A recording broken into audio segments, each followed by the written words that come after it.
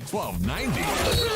KCUB Tucson, a Cumulus media station. We are the only sports station that brings you the Tommy Lloyd Radio Show, live coverage of his press conferences, and men's basketball play-by-play. We are Wildcats Radio 1290. This is Rich Herrera on Wildcats Radio 1290. You can feel the energy abound in the room. You can feel the buzz as today we're prepared to have quite possibly the best radio show we've had in the history of 1290. Hello again, everybody. It's a Friday. I'm fired up. I'm Rich Herrera. Thank you for joining us. Dragon Ball, you need to bring up the energy. I need you to get psyched. I need you to get fired up. I need you to bring it today, buddy. I need you to be a dog. I need you to be a dog today on the program. I need you in people's face. I need a dog. Oh, I guess we've already ruined the best show ever. Well, no, because that's interesting. What? No, that's my fault. I already messed up. Oh, okay. Something's on your end now. Yeah, I was pushing on my I want you to be a dog button. Be a dog. Okay, we there don't it need is. no meows. We don't need no cats. I was busy, like, as soon as I heard you say that, I was thinking something happened on the board that I'm... We couldn't do diddly, poo, offensive. Well, there you go. There's the beginning of the greatest radio show we've ever had. It's Here on once... 1290. We sucked. Again, you'd rather have the first hit in the first inning than the first hit be in the ninth. We sucked. All right, let's just start over again. Hello again, everybody. I'm Rich. Thanks for joining us. It's a Friday. I'm tired. It's been a long week. It's been a great week, but it's been a long week. Camp has started at the University of Arizona. We'll talk a lot about that. We'll hear from Brennan Carroll. He addressed the media today, but I've got a bunch of big guests coming up on the program today, Dragon Ball. Yes, there is, and just so everyone's aware, the reason why you're so tired is that you've been out in the sun for the last 3 days, 3 or 4 days in a row now. Gosh, I'm not. So a couple of the guys out there, a couple of the media members are just rock lobster, just fried, just beet red. And it's just painful to just even walk by and look at some of the back of their necks and their arms, their legs. I know I've got this big floppy beach hat that I have. I've got a towel I put around my neck to make sure the back of my neck doesn't burn standing out there. It's been intense. The energy level at Arizona football camp has been really, really good, and we're going to bring you some of that today on the program. We'll update you what's going on with the Pac-12. I like I said, I got a ton of stuff going on. I've been doing double duty, doing the afternoon show, rushing home, eating dinner, taking a quick nap, and then getting right back up and doing the national show. And I'll be doing that again tonight at 11 p.m. here on 1290. I'll be on CBS Sports Radio. And I've made everybody mad across America over the last week. Oh, what'd you do now? I talked about the Cleveland Browns and Deshaun Watson. And nobody's been happy with what I've had to say about that. It's been bad. So part of my show that I'm going to do tonight is I'm going to get one of the guys from 92.3 The Fan in Cleveland, who's been living and breathing the whole Deshaun Watson story. He's going to come on with us today here, then we'll replay it tonight on CBS. So we'll talk a little NFL football because last night was the first NFL game. And you know what I watched last night? What did you watch? NFL football. Oh, you know what I watched the game. I didn't watch Major League Baseball like I normally do. I am geeked up for football. I know it's hard to believe. In fact, let me give you a close-up here on the Rich Herrera cam on YouTube and Facebook so you know I'm geeked up for football this year. I've got a new robotic camera, so it follows me anywhere I go now. And it zooms in and out when you want it to. It zooms in and out when I want to. Like I could get up and walk all the way around the room, and it'll follow me. That's the type of technology that we have here at 1290 for our stream now if you watch us on Facebook and YouTube. We keep adding on. Watch, look. I can get up. I'll stand up and the camera will follow me. Can you still hear me okay? I can hear you. I can walk around the room. And look, I've got a robotic camera that follows me wherever I go. What if I run real fast? Did it keep up with me with my lightning speed? It did keep up with you. What's that? It did keep up with you. Wow. Okay, I'm out of breath now because I actually ran 2 steps. Let's get to what's rattling around in my big old head. Warning. The following segment might trigger some listeners, and 1290 does not take responsibility for the following content. What the hell is going on? It's time for the list as we explore the sick, twisted mind of our host, Rich Herrera. And that's when things got bad. And the list of things he is thinking about in that huge size 8 chrome magnum head of his. Look at the size of that boy's head. That's like an orange on a toothpick. You're gonna give the boy a complex. Well, that's a huge noggin. Has its own weather system. He's not lying. It's a big noggin. It's a size 8 head that I have on top of these shoulders, on these broad shoulders. Anyway, here's what's rattling around in my big old head today. You want to start with controversy or non-controversy? I say the controversy is always good for the opening. No, I don't want to be a media member. I don't want to be someone just clickbait. I don't want to be somebody who just makes stuff up.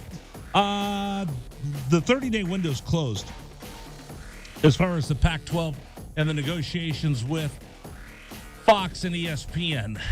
What does that mean? Well, they have 30 days of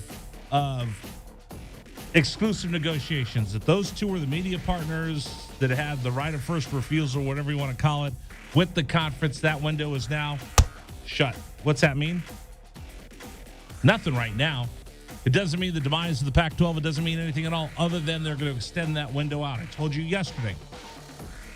The Big Ten's kind of dragging their feet. They should have their deal done with Fox any day now. They wanted to announce it by Labor Day, so look for that to be coming down to the next week or so.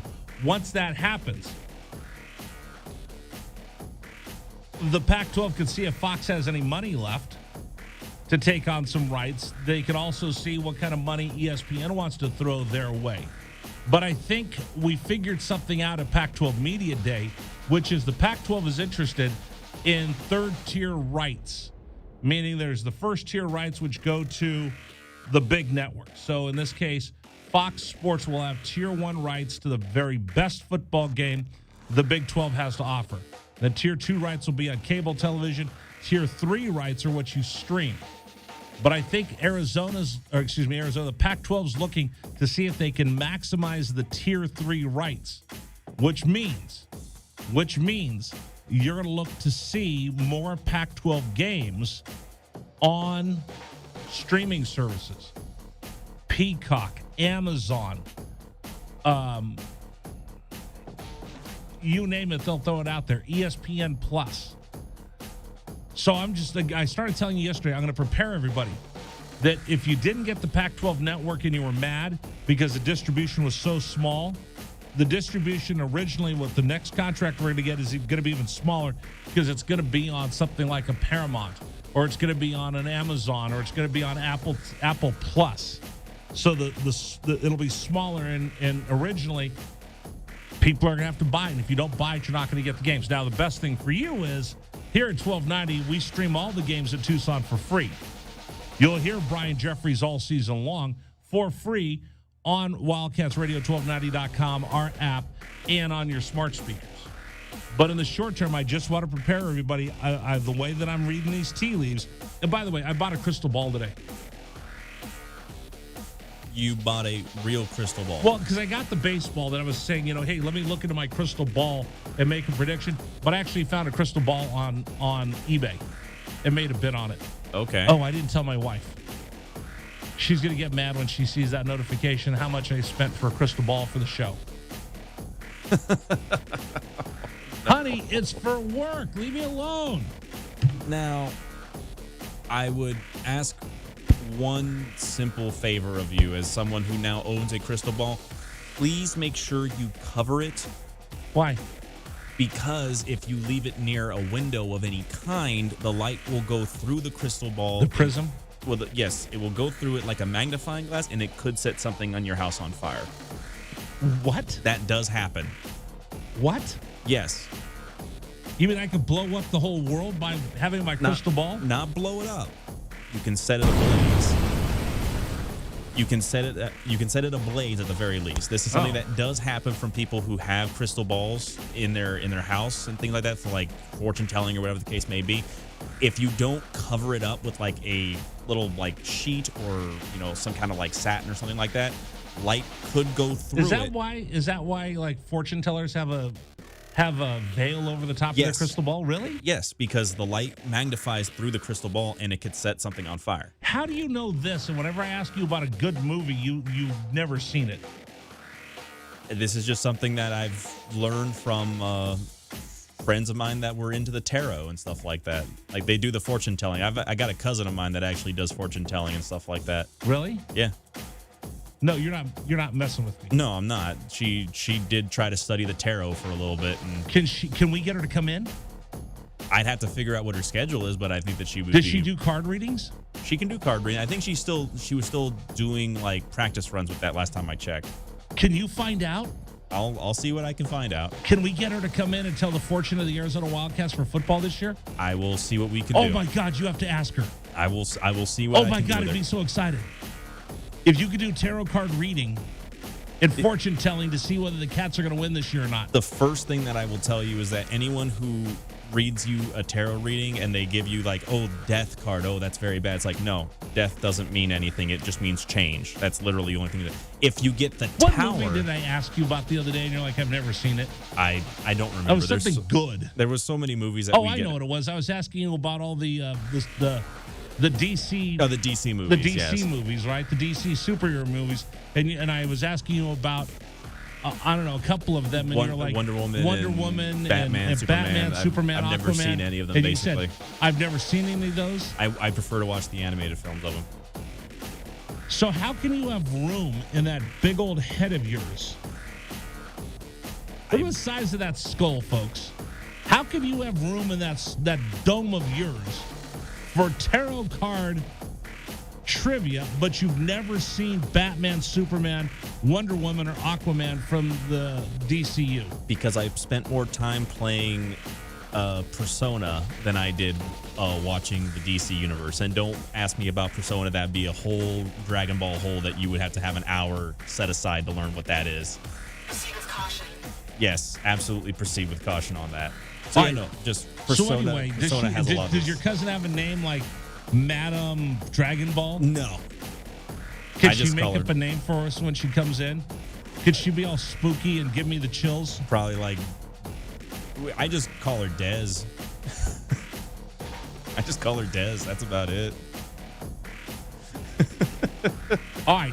Dude, does she live here in town? She she lives here in town. I got to figure out where in town exactly You that haven't is. talked to her for a while. I just actually got done seeing her for her birthday. It was real quick because it was like as soon as I was done here, I had to run over across town to go and see her at the, I think it was the Gaslight Theater. This is just going.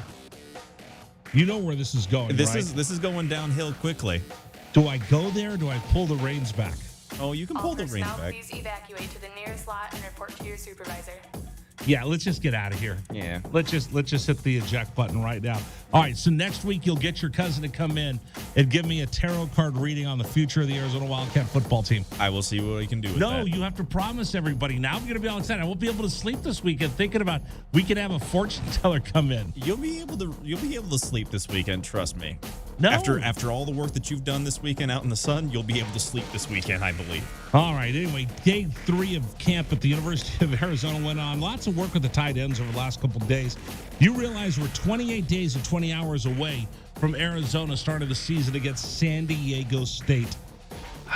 Can't wait.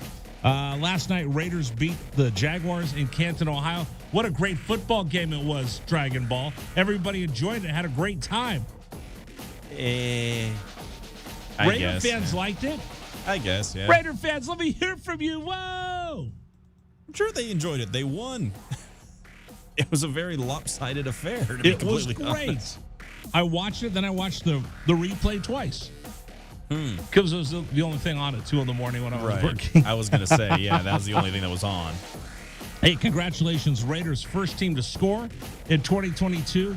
First team to win in 2022. Will the Raiders be the last team to win? Will they win the last game this year?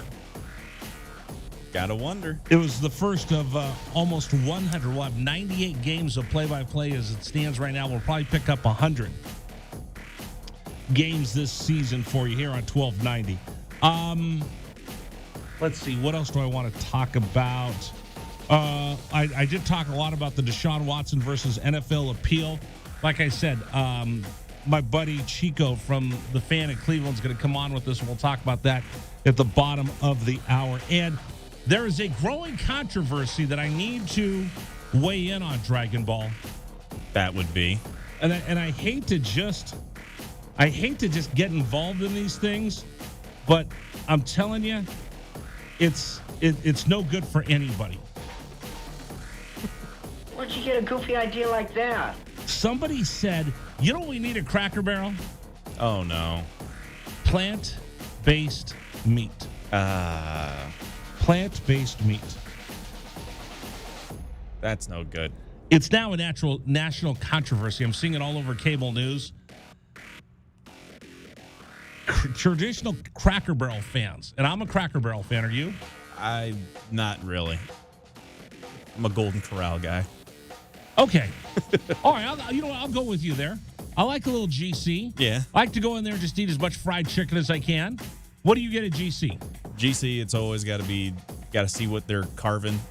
That's the first thing. Got to see what they're carving out of the ribeye, whatever it is. It's like that's the first place you got to go. Yes.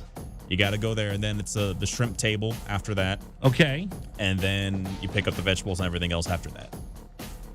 You fill up on the protein Whatever first. tweaks your freak, pal. I just get in there, just get after the fried chicken. I love Golden Corral fried chicken. The salmon is also one that I really like to go after. But what's happening now over at Cracker Barrel? You can be a real jerk sometimes. Why are you getting what? You know that. I want salmon. What? Yeah, I like salmon.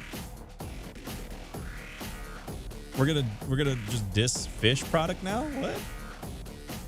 Come on. I don't even know who you are. Oh, come on. Anyway, Cracker Barrel added plant-based meat, plant-based sausage onto their menu. And the people are not having any of it. Cracker Barrel fans all across America are upset. I bet. So I'm going to weigh in on this because obviously people, as a sports talk show host, people want my opinion, right? Right. Sound good?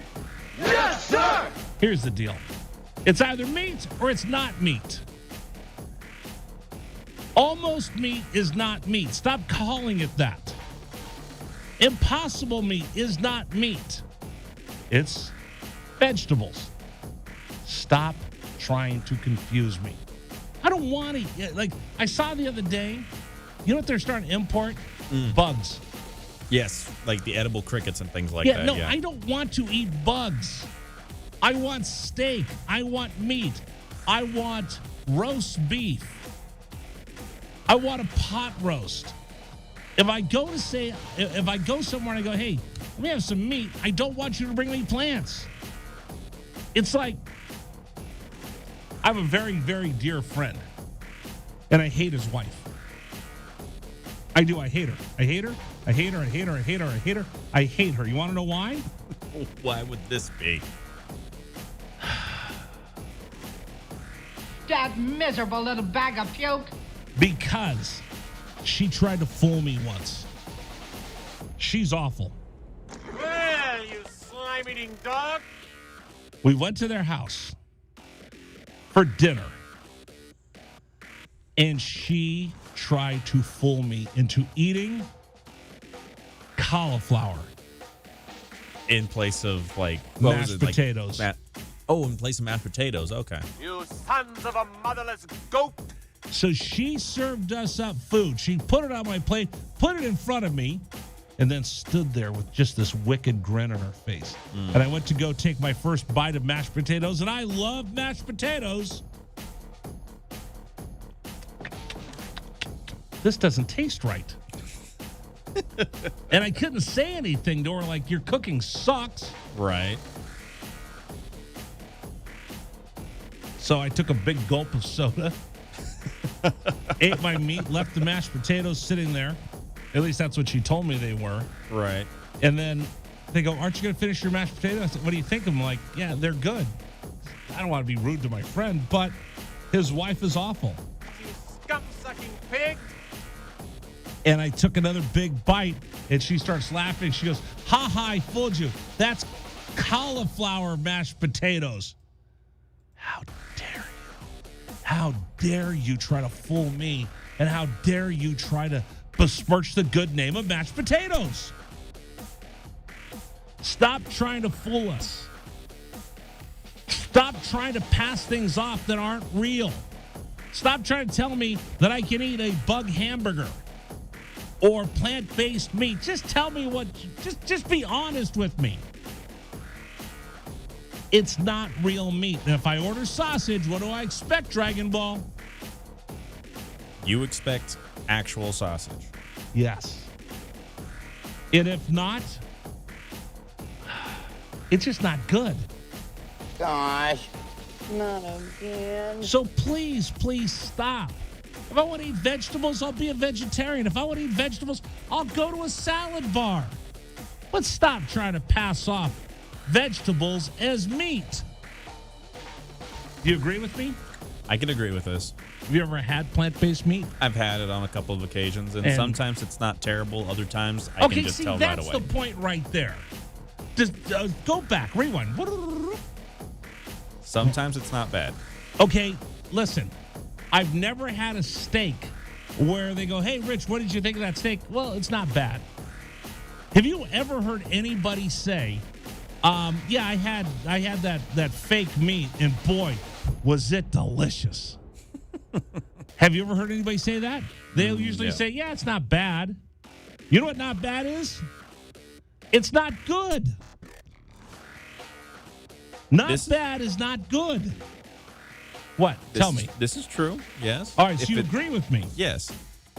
Oh, boy, that is a good point. The day they hand me fake meat and I take a bite of it and I go, wow, that's better than a sirloin steak, I'll go along with you.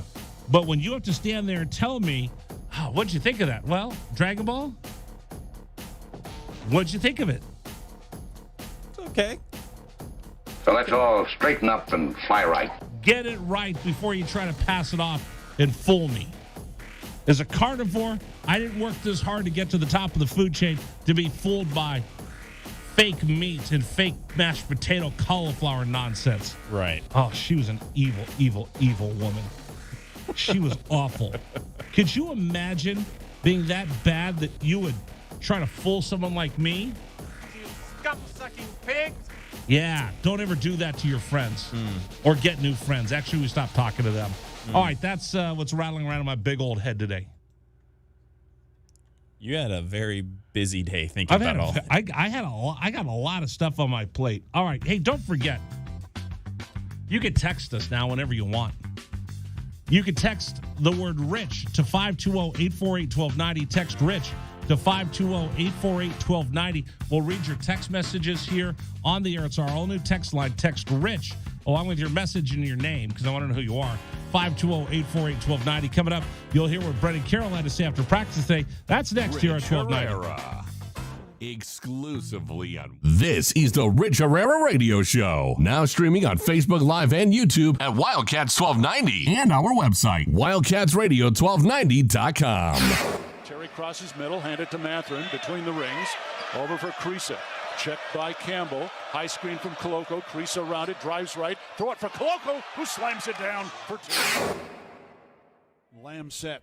And the pitch to Susak, driven out towards right field. That is going to get down for a base hit and go all the way to the wall. Casagrande headed for third. They're going to wave him around. He's coming home, and the Wildcats have tied it up.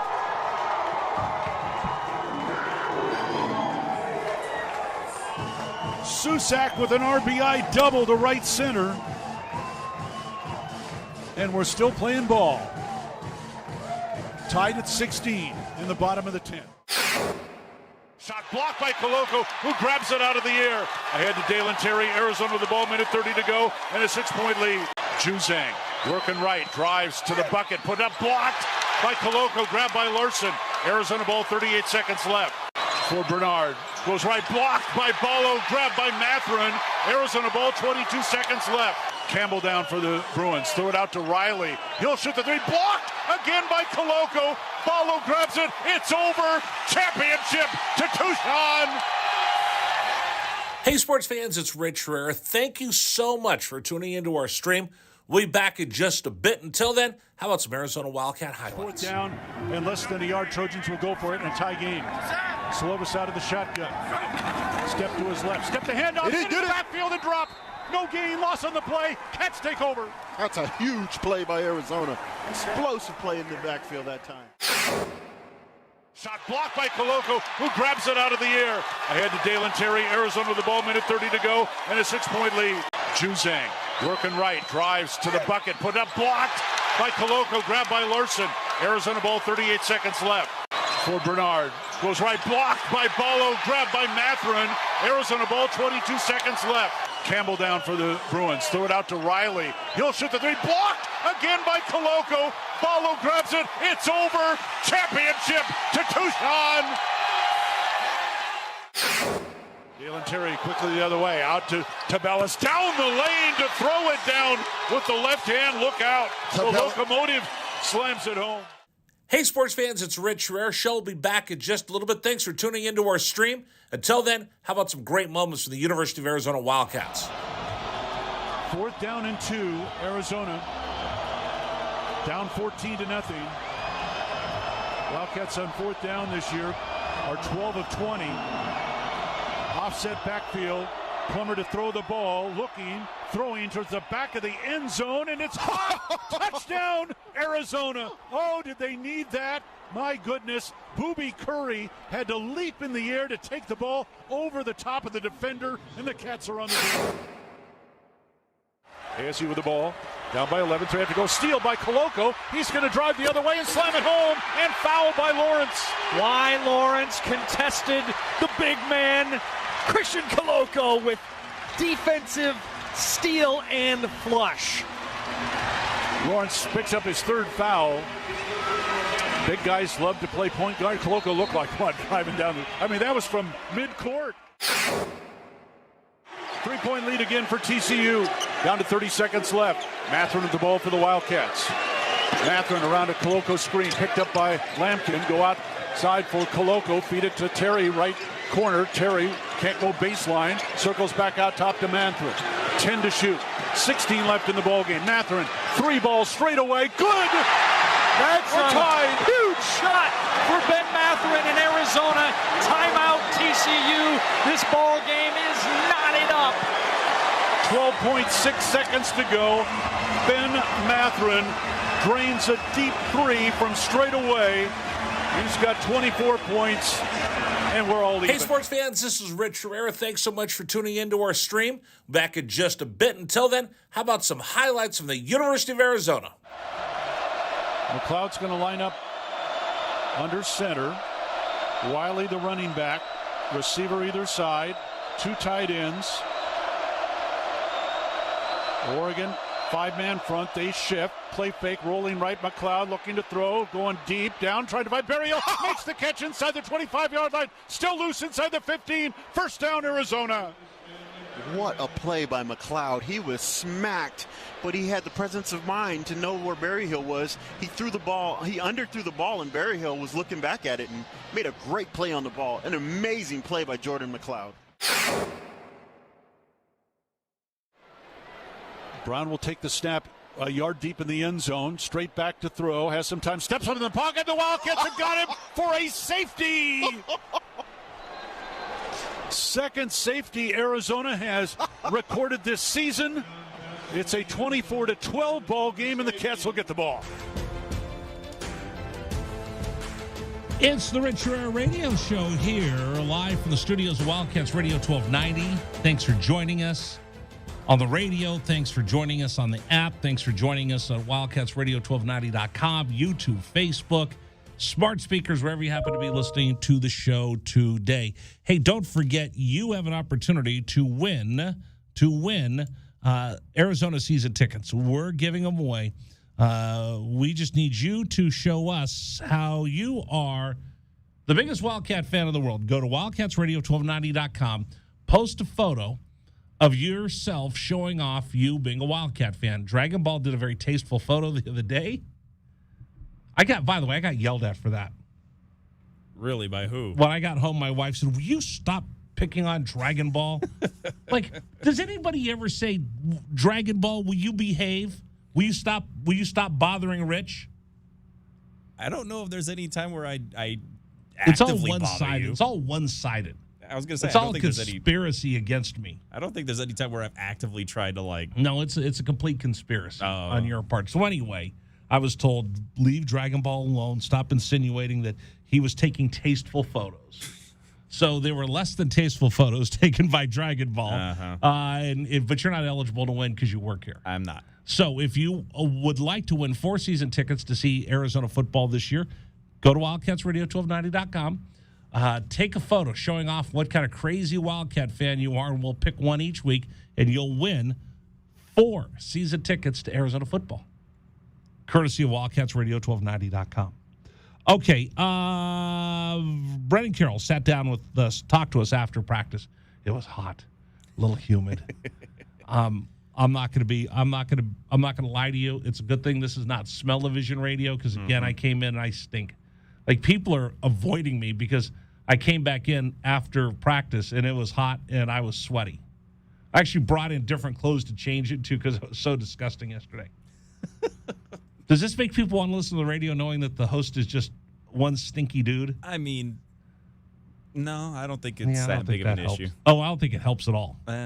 I don't think it helps at all. But let's give you a little taste of what we heard out there at practice today. So Brennan Carroll came over, offensive coordinator, University of Arizona. Here's his opening remarks. Heck yeah, we got pads on. It's awesome. Great to be back out here. Finally get to work against the defense a little bit in some thud tempo. We're keeping guys up, but it's a great first shot for us.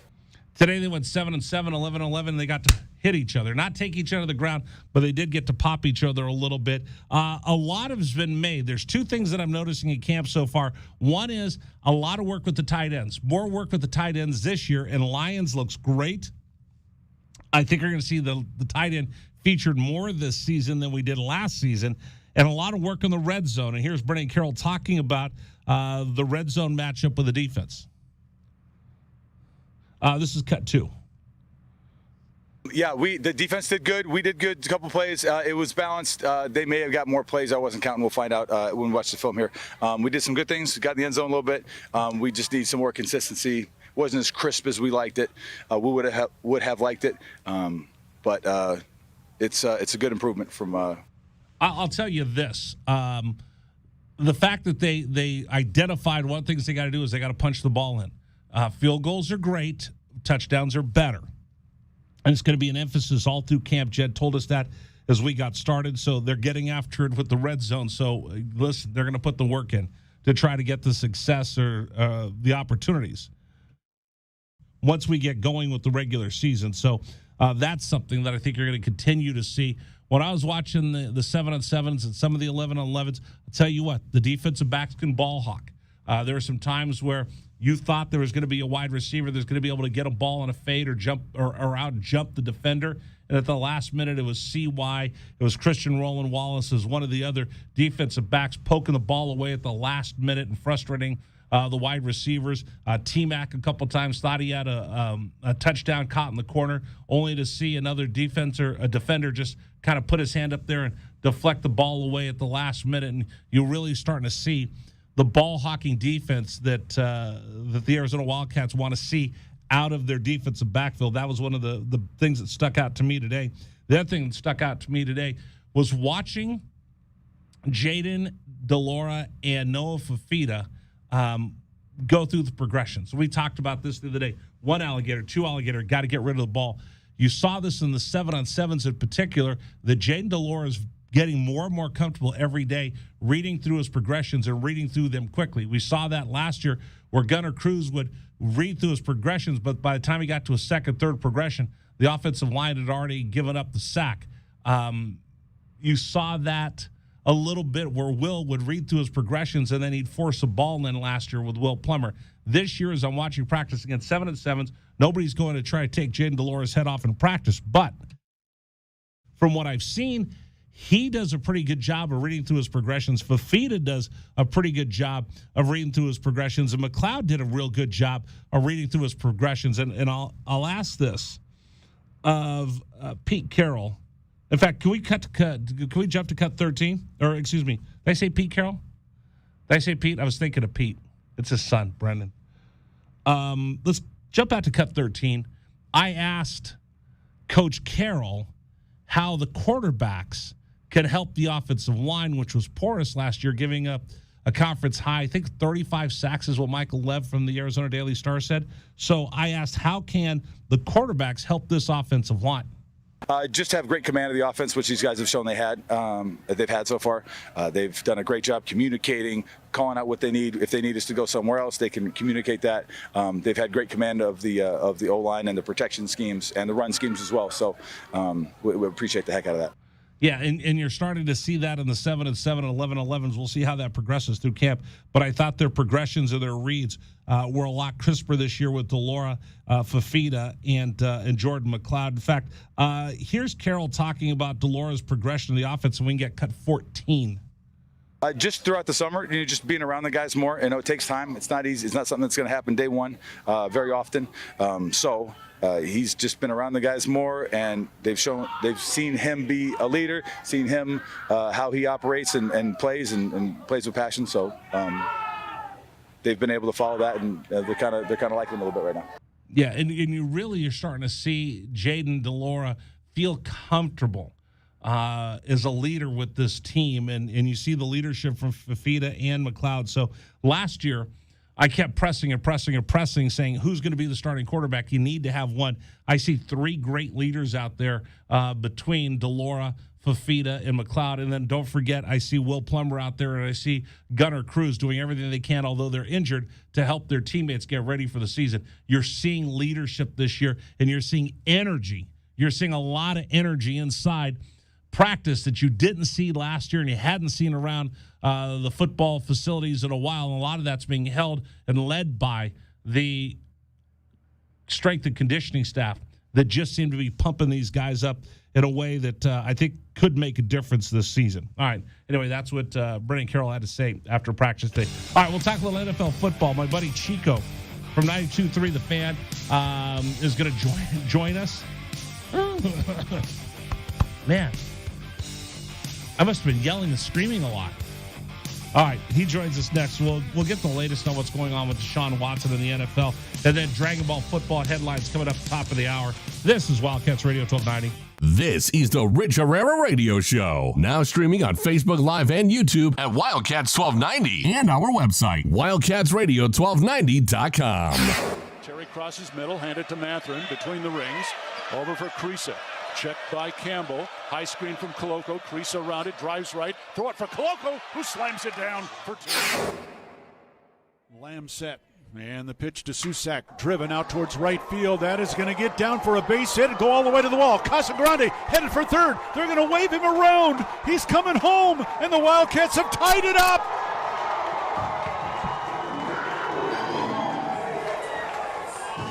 Susak with an RBI double to right center. And we're still playing ball. Tied at 16 in the bottom of the 10. Shot blocked by Koloko, who grabs it out of the air. Ahead to Dalen Terry, Arizona with the ball, minute 30 to go, and a 6-point lead. Juzang working right, drives to the bucket, put up, blocked by Koloko, grabbed by Larson. Arizona ball, 38 seconds left. For Bernard, goes right, blocked by Ballo, grabbed by Matherin. Arizona ball, 22 seconds left. Campbell down for the Bruins, throw it out to Riley. He'll shoot the three, blocked again by Koloko. Ballo grabs it, it's over. Championship to Tucson. Hey, sports fans, it's Rich Herrera. Thank you so much for tuning into our stream. We'll be back in just a bit. Until then, how about some Arizona Wildcat highlights? Fourth down and less than a yard. Trojans will go for it in a tie game. Slovis out of the shotgun. Step to his left. Step the handoff. Into the backfield and drop. No gain. Loss on the play. Cats take over. That's a huge play by Arizona. Explosive play in the backfield that time. Shot blocked by Koloko, who grabs it out of the air. Ahead to Dalen Terry, Arizona with the ball, minute 30 to go, and a 6-point lead. Juzang working right, drives to the bucket, put up, blocked by Koloko, grabbed by Larson. Arizona ball, 38 seconds left. For Bernard. Goes right, blocked by Ballo, grabbed by Matherin. Arizona ball, 22 seconds left. Campbell down for the Bruins. Throw it out to Riley. He'll shoot the three. Blocked again by Koloko. Ballo grabs it. It's over. Championship to Tucson. Dalen Terry quickly the other way. Out to Tabellas. Down the lane to throw it down with the left hand. Look out. The locomotive slams it home. Hey, sports fans, it's Rich Herrera. Show will be back in just a little bit. Thanks for tuning into our stream. Until then, how about some great moments for the University of Arizona Wildcats? 4th down and 2, Arizona. Down 14-0. Wildcats on 4th down this year are 12 of 20. Offset backfield. Plummer to throw the ball, looking, throwing towards the back of the end zone, and it's hot! Touchdown, Arizona! Oh, did they need that? My goodness, Booby Curry had to leap in the air to take the ball over the top of the defender, and the Cats are on the board. ASU with the ball, down by 11, so they have to go. Steal by Koloko. He's going to drive the other way and slam it home, and foul by Lawrence. Why Lawrence contested the big man, Christian Koloko, with defensive steal and flush. Lawrence picks up his 3rd foul. Big guys love to play point guard. Koloko looked like one driving down. That was from mid-court. 3-point lead again for TCU. Down to 30 seconds left. Matherin with the ball for the Wildcats. Matherin around a Koloko screen. Picked up by Lampkin. Go outside for Koloko. Feed it to Terry, right corner. Terry can't go baseline. Circles back out top to Matherin. 10 to shoot. 16 left in the ballgame. Matherin, 3 ball. This is David Amata, and here's what's trending on 1290 here at 3:41. The Wildcats finished their first week of practice as Arizona will take Saturday off, with the team still waiting to put the pads on for next Tuesday when they return to camp. And Arizona Cardinals running backs James Saxon has been placed on leave as he was handed domestic battery charges stemming from a May incident earlier this year. And with earlier reports saying he was non-committal about playing next year, Tigers slugger Miguel Cabrera says he will in fact play the final year of his contract in 2023. And after 5 years of leading the bench of Michigan hockey, head coach Mel Pearson will not return to the Wolverines, the university announced, as they continue to investigate Pearson for harmful behavior. That's what's trending locally and nationally on 1290. Still more to come on the Rich Herrera Show. This is Wildcats Radio 1290. This is the Rich Herrera Radio Show. Now streaming on Facebook Live and YouTube at Wildcats 1290 and our website, wildcatsradio1290.com. We continue with you here on CBS Sports Radio. Rich Herrera sitting in on a Friday night, Saturday morning. Depends on whether you're East Coast or West Coast, but I know in the Midwest, I think everybody in Cleveland's still mad at me, so I need a little help. Let me go get After Dark 92.3. The Fan comes on right before this program, and he's kind enough to join us here on CBS Sports Radio. I think I'm a fan of Cleveland Browns fans, but after the last couple nights of them screaming at me, Chico, I need you to help me understand what's going through the mind of a Browns fan right now with Deshaun Watson, and now the NFL wanting almost double jeopardy, going back to the well to get the punishment they want. Give me the latest. Well, let me just say that, first of all, you're giving me way too much credit if you think I can be the bridge to make that happen, but I do appreciate it. Rich, fans here, they're ticked off, and I don't blame them. I think what you have to remember is, the ones that are upset, I think in general they're just upset at the whole situation. It's not, I'm sure you're going to get some that say, well, he shouldn't get anything, and but I think when you really boil this thing down, fans are just they're tired of it. And I've said this. I think many of my colleagues here have said this, that this is a fan base. Not to go through, the entire history, but everybody pretty much knows this is a fan base that has been really for the better part of 2 decades since they came back in the league. They've been tortured. They've been, this has been an embarrassment. So, for this to happen, you go and get them in March. They get them in March. They give them the biggest contract, and okay, you're thinking, well, let's see if this is going to happen, and where's it going to go? You finally feel like you might get some clarity, and now that's probably not going to happen, and now 6 may go to a year.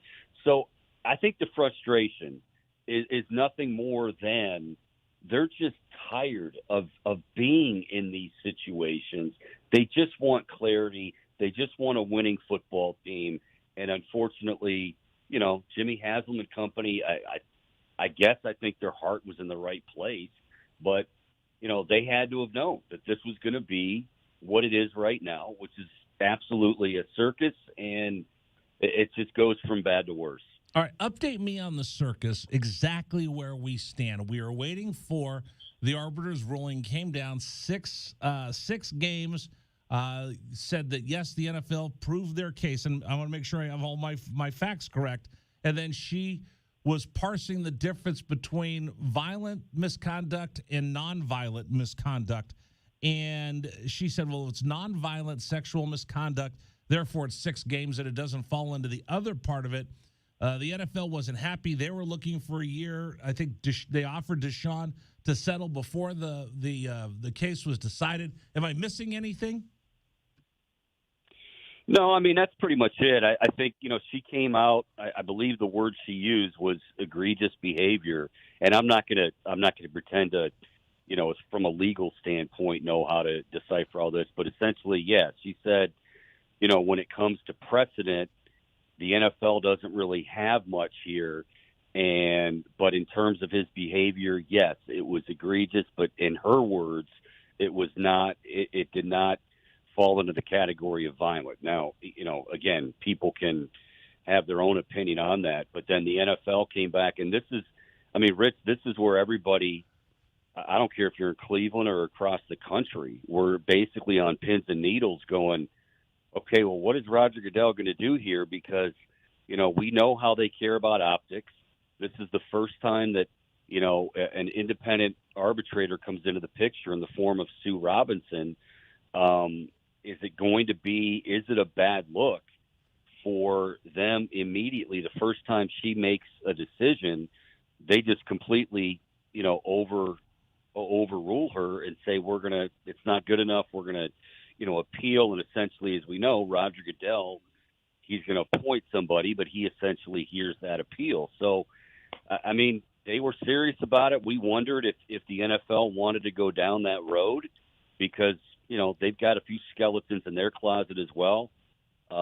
It's one thing about Sue Robinson, agree or disagree as far as the decision she came to, and that's fair for anybody. But I think it's to say that she didn't put a lot of work into this and a lot of thought into this. I think she absolutely did. But, the NFL, it didn't meet their standard or whatever that standard may be. And I think if you're a Browns fan right now and you're Deshaun Watson's side, you're thinking that this is, 6 felt like a win. I'm not going to lie to you. I think we all felt like that. Now this could, easily get to a year. It's just been an absolute mess, really, from the word go. Chico joining us from Chico After Dark on 92.3 The Fan in Cleveland. A lot of your listeners called in, as I've said for Amy Lawrence the last couple nights, and they're not happy with me. I'll tell you that right now. But one of the things that we talked about, we had a guy who called in. He was a union negotiator, and he gave me a great tutorial. I appreciate him. And he pointed out in Pittsburgh, right? Anthony in Pittsburgh. Maybe. I think that's who it was. He was great. Yeah. Yeah. But we were talking, and he brought up, and I'm going to take this one step further, double jeopardy versus optics. Because the optics are what is why the National Football League can't just let it sit at 6 games. I could have told you 6 games, victory for Deshaun Watson. There's no way that the NFL was going to let you roll with that. They were going to come back and look for something more because of optics. But was Watson convicted of anything? Did a grand jury indict him? The answer is no. Has he been convicted of breaking any laws? No. Poor judgment. Egregious behavior, yes. But if the arbiter says 6 games, the NFL comes back, that's kind of double jeopardy, isn't it? Yeah, I mean, I don't know if it's double jeopardy. I mean, I've heard from Anthony. We've all heard from Anthony in Pittsburgh quite a bit. Oh, see, I thought here it was in special. Cleveland. Anthony, what are you just calling everybody up and telling me this stuff? Yeah, I thought it was special, man. I'm just I hate to bust that balloon for you, but yeah, he calls every damn show and we appreciate him tuning in. Anthony, but we love you. Yes, we do. But he thought from day one, and I'm talking back in March, he's like, there's no way that they're going to be able to punish Deshaun Watson with any suspension. And I thought, well, nobody knows. You can't make that. Nobody knows anything. As far as double jeopardy, I mean, I don't know. I mean, Rich, all I know is it's very likely. I mean, put it this way. If it's double jeopardy, don't you think we would have heard something like that by now? I mean, obviously they're doing what they can do. And this is, Anthony sometimes gets into the whole, the legal process. This is the NFL doing what they want to do. And yeah, Goodell knew what he wanted to do, right? The NFL had to know this is what we're going to look for, right? Yeah, I mean, they absolutely – we thought – I mean, initially, Rich, let's go back to before the disciplinary hearing, right before the disciplinary hearing. And Sue Robinson, as she's done a few times, okay, hey, how about the two sides come together and you guys try to work something out? Well, that wasn't going to happen.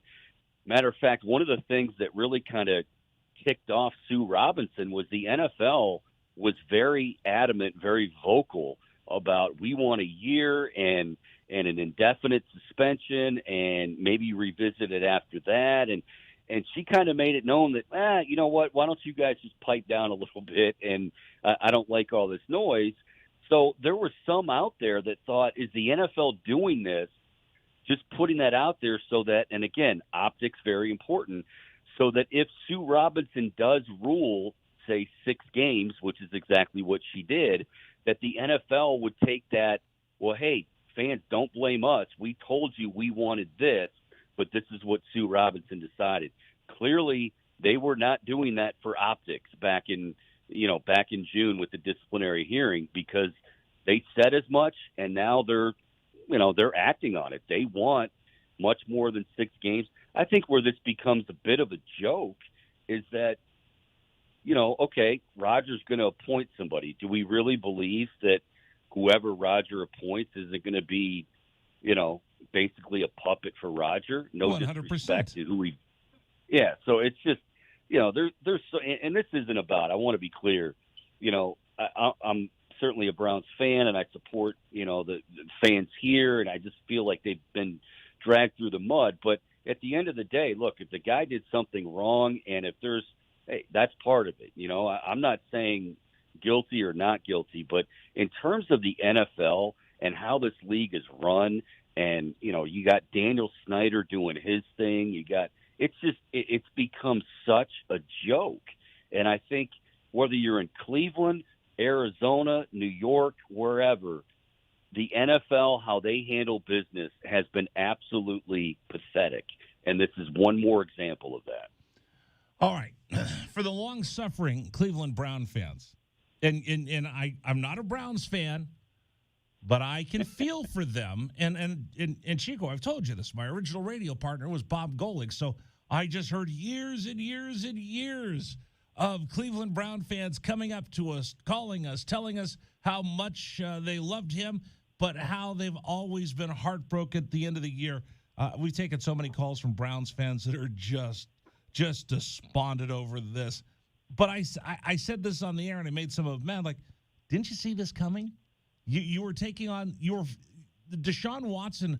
His problems were foisted on you by the ownership group. Didn't you know that there was going to be some kind of discipline? And didn't you understand he was more than likely going to get at least a half year, if not a full year? Oh, I think they absolutely felt like, I mean, and keep in mind, this thing has had so many twists and turns and, ups and downs. I think every fan deep down knew that some kind of punishment was coming. When I say the ups and downs, I think initially go back to right after. Man, this is the circus that this has become. But go back to Rusty Harden's comments, right, when he went on the Houston, and you're thinking, man, you know what? This is looking more like, and right after the HBO special, this is looking very much like it could be a full year. And then all of a sudden, okay, everything's out there, and then you heard, the NFL with some of the skeletons in their closet, and then you heard, well, maybe Sue Robinson is going to look this way at it.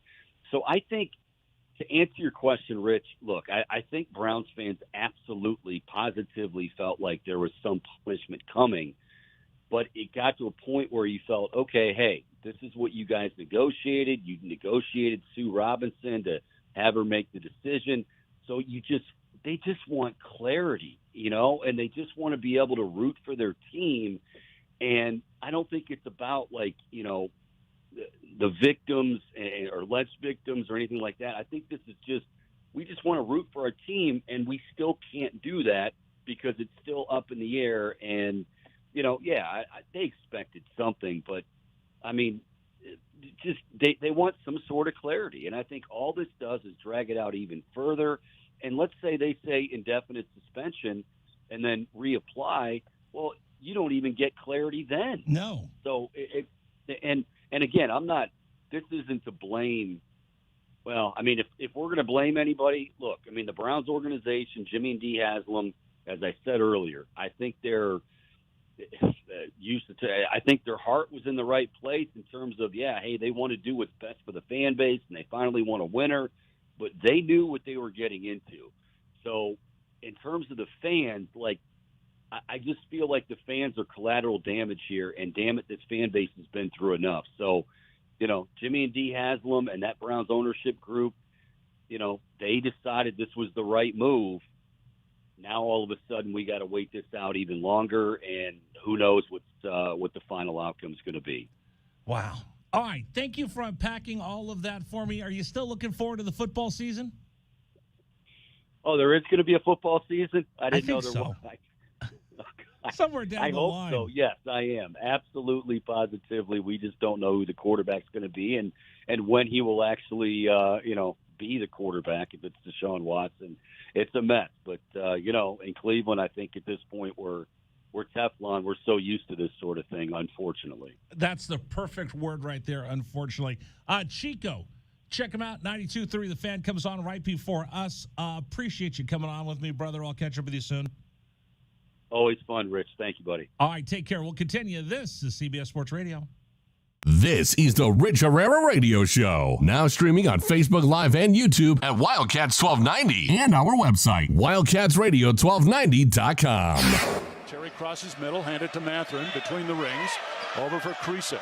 Checked by Campbell. High screen from Koloko. Creasa around it, drives right. Throw it for Koloko, who slams it down for two. Lamb set. And the pitch to Susak, driven out towards right field. That is going to get down for a base hit and go all the way to the wall. Casagrande headed for third. They're going to wave him around. He's coming home, and the Wildcats have tied it up.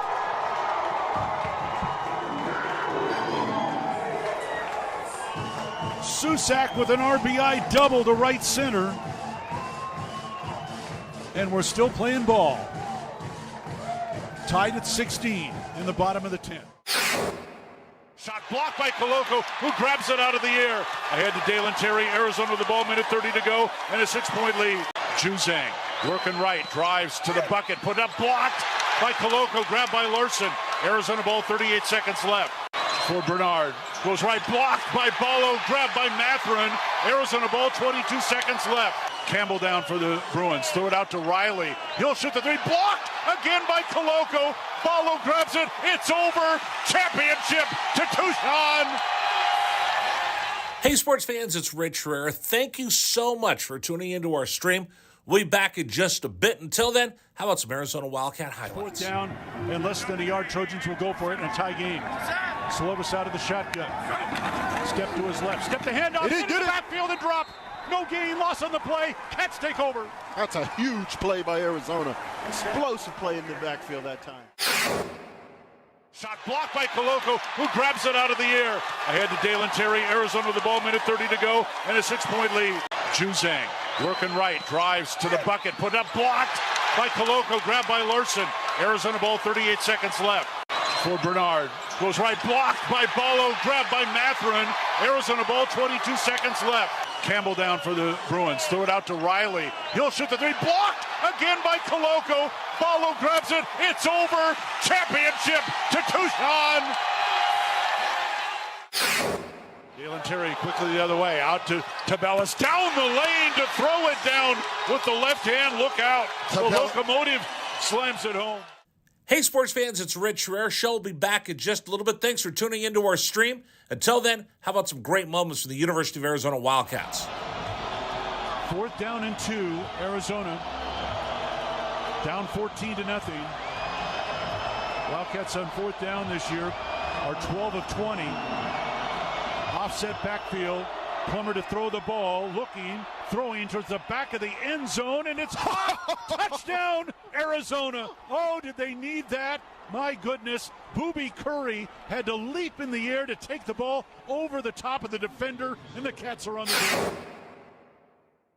ASU with the ball, down by 11, so they have to go. Steal by Coloco. He's going to drive the other way and slam it home, and foul by Lawrence. Why Lawrence contested the big man, Christian Coloco, with defensive steal and flush. Lawrence picks up his 3rd foul. Big guys love to play point guard. Coloco looked like what, driving down that was from mid-court.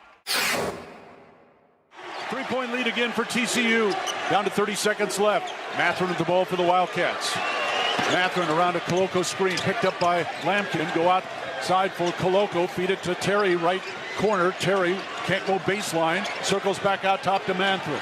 10 to shoot. 16 left in the ballgame. Mathurin, 3 balls straight away. Good! That's We're tied. a huge shot for Ben Mathurin in Arizona. Timeout TCU. This ball game is knotted up. 12.6 seconds to go. Ben Mathurin drains a deep 3 from straight away. He's got 24 points, and we're all even. Hey, sports fans, this is Rich Herrera. Thanks so much for tuning into our stream. Back in just a bit. Until then, how about some highlights from the University of Arizona? McLeod's going to line up under center. Wiley, the running back. Receiver either side. 2 tight ends. Radio 1290.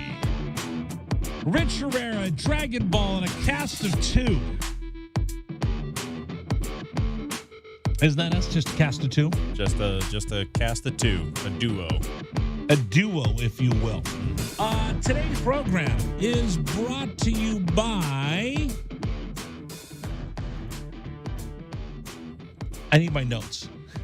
I know who it is, but I have it all written out. I have like the official words I'm supposed to say out of this microphone. Right. And I closed it by mistake. Oh, no. It's Papago Orange Blossom. I know that. The all-new Papago Orange Blossom brings you today's radio show. I've got so many computers in here. Should I show everybody? Like if you look over here, I've got I got 3 screens in here in the studio, and I keep fat fingering things all day long. I got way too much technology in here now. It's starting to create a web, so to speak. All right. Huss Papago Orange Blossom Ale. An Arizona icon since 2005. I actually have some. I took some home yesterday. The light wheat ale starts out with hints of bright citrus and ends with creamy vanilla finish. Ooh, sounds like a creamsicle. Creamsicle, yep. Right? Served tall with a fresh orange slice. Orange Blossom is perfect relief from the Arizona heat. Listen to the program, and you can win $25 to run out and grab yourself, $25 gift card to run out and grab yourself some Huss Papago Orange Blossom Ale. Oh, isn't that nice? Yeah. All right. What am I going to do here? Oh, we got to get to. I got a couple things over here. I'm a little out of sorts over here because of all the technology. Right. Right. So I've got the new robotic camera that follows me wherever I go. I got to wave at it, and then it'll follow me wherever I happen to move. I feel like a big shot now because I got a robotic camera. I'll tell you what it is. What should I name it? I'll tell you what it is. It's like a little kid with a new toy. You got to play with it. Right. So I can make it zoom in and zoom out just by holding my hand up. Mm-hmm. Boop. Zoom in. Do what I tell you to do. Zoom in. Zoom out. Give me a headache now. Well, you're looking at it too much, I think is what the problem is. I think that's what it is. So anyway, I've got to remind everybody. So getting ready for the football season, we need more interaction, to be candid. I'm tired of talking to Dragon Ball by myself. Dragon Ball, you're adorable and everything. I understand. People love you. But I want to hear from fans. So how are we going to get the interaction with fans? Because it's 2022. Like for almost 30 years I'm on the radio going, hey, call me 520-848-1290. But people are busy. So what I have now is I think I figured this out. Okay, if you want to call into the program, you can, 520-848-1290. If you want to text into the program, I now have a text message center set up over here. You can text us at 520-848-1290. You just text the word Rich to 520-848-1290. So if you want to text in the program, if you don't want to sit on hold while I'm rambling on and just want to chime in on what we're talking about or give me your thoughts on Arizona football, you can send me a text. Text the word Rich to 520-848-1290. 520-848-1290. That's a lot easier than coming up with short code this, that. Just, you know the number, 520-848-1290. We've had it forever. Just text the word Rich to 520-848-1290. And I now have the email set back up again. If you want to email us, studio@wildcatsradio1290.com. So there's multiple ways to get a hold of us. Plenty of ways. You can call in 520-848-1290. You can text us. Text the word Rich to 520-848-1290. Or you can email us, studio@wildcatsradio1290.com.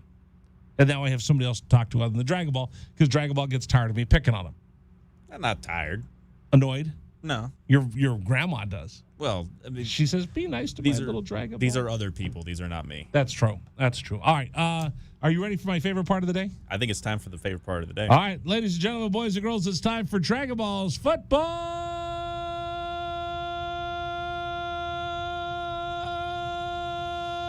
headlines. Football is a game played by men. Big, physical men. Men with ill intentions who wish to wreak havoc upon their opponents. It's a game based on land acquisition at the expense of your opponent, even if you must sacrifice your own body and health for the good of your team. It can be brutal at times and bloody. It can be painful and punishing. It's played in coliseums in front of rabid, cheering, adoring fans with bloodlust in their eyes. The passion for football cannot be matched by anything else. So to help quench your thirst for all the latest news from the world of football, Wildcats Radio 1290 proudly presents Dragon Ball's football headlines. Hey, what's a Dragon Ball? Is that a cartoon or something? No, that's the producer who's going to be reading the headlines. Can you just say the name? Okay, here's Dragon Ball.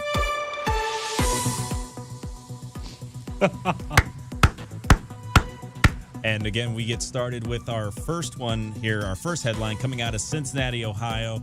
Cincinnati Bengals quarterback Joe Burrow involved in camp, but he is still currently out indefinitely following his appendectomy. And he was seen actually going Marshawn Lynch, driving around on the big golf cart with the flatbed on it. He's just driving around training camp and just doing that for the meantime right now. As again, because he can't do anything else. He can't do anything else. Again, by July 27th, they said there was no timetable for Burrow's return. The fact that he has still been held out of camp, I'm not sure if this is precautionary or if this is actually something like maybe they really, really nervous about these stitches. No, don't be. Well, they don't do the big stitches. Like, I got a big scar about 7 inches when I had my appendix out when I was like 10. Right. No, I was younger than that. I think it was like the second or third grade I had my appendix out. I remember my stomach hurt. I kept crying to my mom. She said, shut up and stop being a baby. Mom, my stomach hurts and I've got a fever. Shut up and stop being a wuss. Listen, you little girl, shut up. And then when I finally just passed out from the pain, fine, I got to take him to the doctor. So we went to the doctor, and the doctor goes, ma'am, his appendix is about to burst. Ooh. She goes, oh, I feel bad. Yeah. Well, again, she wouldn't have known. There was no way to know. No, we didn't go to the doctor as kids. Like, when we were kids, we never took our dog to the vet. Did you take your dog to the vet? Me personally, I've never owned a dog to go ahead and take them to vets, but I know people that do. You know what? That explains a lot about you. I mean, I just never have been able to say that I myself have ever owned a dog. I've got dogs right now. We go to the vets. I'm like, my mom and dad never took our dogs to the vet.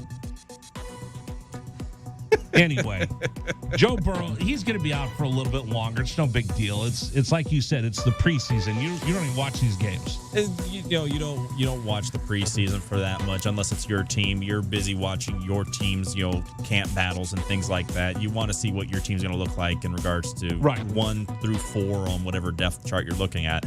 But I just find it's very interesting how they made sure to make it very clear. The coach for the Bengals, Taylor, he said he's getting a lot of mental work in right now. I don't know if that was a soft glided shot over at Kyler Murray over his recent. No, that has nothing to do with Kyler Murray. That has everything to do with you can't do anything, so you stand there and look and read and. They always say you can either get 1 rep or you can get 20 reps, depending on whether you're paying attention to the other guys. Is he at least getting 4 hours of mental work a week? A week. Is he at least getting 4 hours? That's the important thing here. That's the bar now that we've set for football players, I think. There you go. Our next one is actually, this one's coming out from the game that we had here on 1290 last night. That's right. We had it over at Canton, Ohio. Raiders head coach Josh McDaniels says that he's downplaying Josh Jacobs' surprise Hall of Fame game appearance. Again, this guy's projected to be the starting running back for the Raiders going into this upseason after he had a pretty good year last year for the Raiders. And a lot of people thought that there would be no real starters, but Jacobs ends up going in playing for the first quarter. And McDaniels really quickly, I always think it's good for backs to carry the ball in the preseason. There's a lot of things that happen. Had he ever said that before? I don't think so. I mean, he just wanted to see the guy get some reps in live action. I mean, yeah, absolutely. Hey, good for him. Go in there, get some reps, and bang your way up the depth chart. I think that the main thing is, though, that why this is kind of a story, whether it's again, it's a preseason game. No one would make this a story other than the fact that the Raiders play one more preseason game than anybody else in the league, along with the Jaguars. Because they played in the Hall of Fame. Because they played in the Hall of Fame game. You would think that if he wanted to get Jacobs some touches in the preseason, maybe wait until the second game. Because, again, you don't want to run the risk of him getting overworked in the preseason. You media people just make a mountain out of a molehill. Sometimes the field's not that great. You don't want your guys getting hurt, especially in a game that really, in essence, should be. The field is not a problem in Canton because they redid the turf a couple years ago because it was actually substandard. Remember, they had the one game they had to cancel because the Hall of Fame stadium in Canton is actually a high school football stadium. Right. And the turf was so bad that they couldn't play the game. They've actually redone it, and the NFL actually ponied up and has real turf there. Yes. Could you imagine playing your high school football games at the Pro Football Hall of Fame? The footsteps of the Pro Football Hall of Fame. That'd be pretty cool. That'd be very, very, I would almost say that's kind of like, you almost get nervous just walking to the stadium because you feel what is just literally down a couple steps away is basically the entire encyclopedia of the game of football. You're playing in the shadow of the history of football. Would you go? Would you like to go one day? I would love to be able to go to the Hall of Fame one day. I think that for me, that's going to have to be a trip, though, that I make with my dad. I need to have him come with me, and we need to see our connection because our big bond was through football. We are still big football fans. I know he's never been to Canton. I've never been to Canton.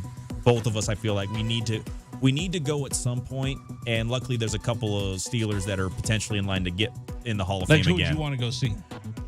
Well, the one that I really, really am hoping he eventually gets in is Hines Ward. Hines Ward, I feel, belongs in the Hall. 1,000 catches, 10,000 yards receiving, and things like that. I mean, one of the better postseason careers in regards to just pure postseason numbers. Big Ben's are for sure. Big Ben's are for sure. I also think that next year, they were talking about this during the game, the list of first-time balloters.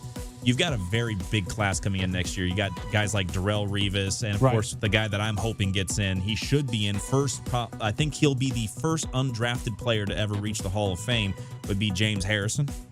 Okay. I'm with you there. I've been to Canton.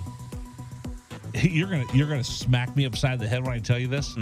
I've been to Canton, but I've never been inside the Hall of Fame. Oh, you've never been in the Hall of Fame? I've never been into the Hall of Fame, never walked through the museum. I didn't even go to the gift store. Oh, wow. Yeah. How lame is that? You go to Canton, and you don't go into the Hall of Fame. Is that lame? Nah, I feel like if that's you're like going to Vegas and not going to a buffet. That's like going to Vegas and not going to at least one casino. Right. You can't do that. I did my radio show back there for like 4 days, and we just never made it inside the Hall of Fame. How crazy is that? That's infuriating to me because, again, I've never even been higher than Pittsburgh, Pennsylvania. Like I was literally just a little bit of ways away from Canton, but never actually been in the city. I'd like to go. It would be fun to see.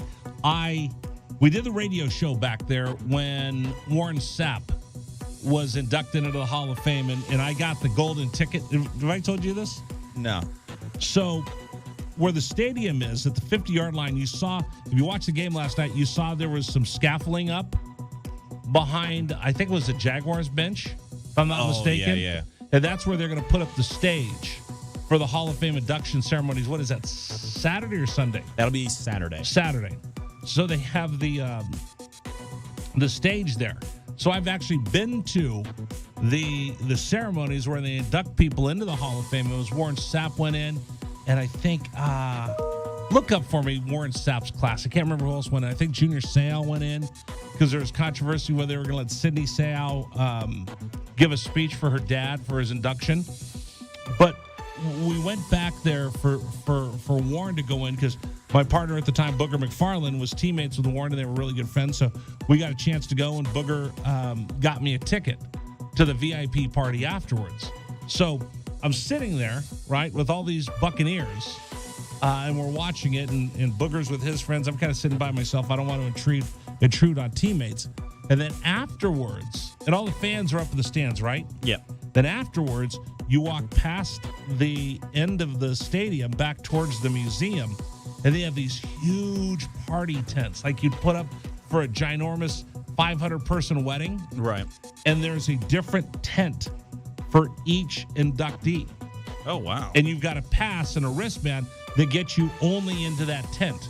So I can't walk into who? Did you look to see who else? So that Hall of Fame class for 2013 was it Junior Seau? No, this was a very big lineman-heavy class. Okay, you who had else was in Dallas Cowboys offensive lineman Larry Allen, aka the strongest man in football history. Yeah.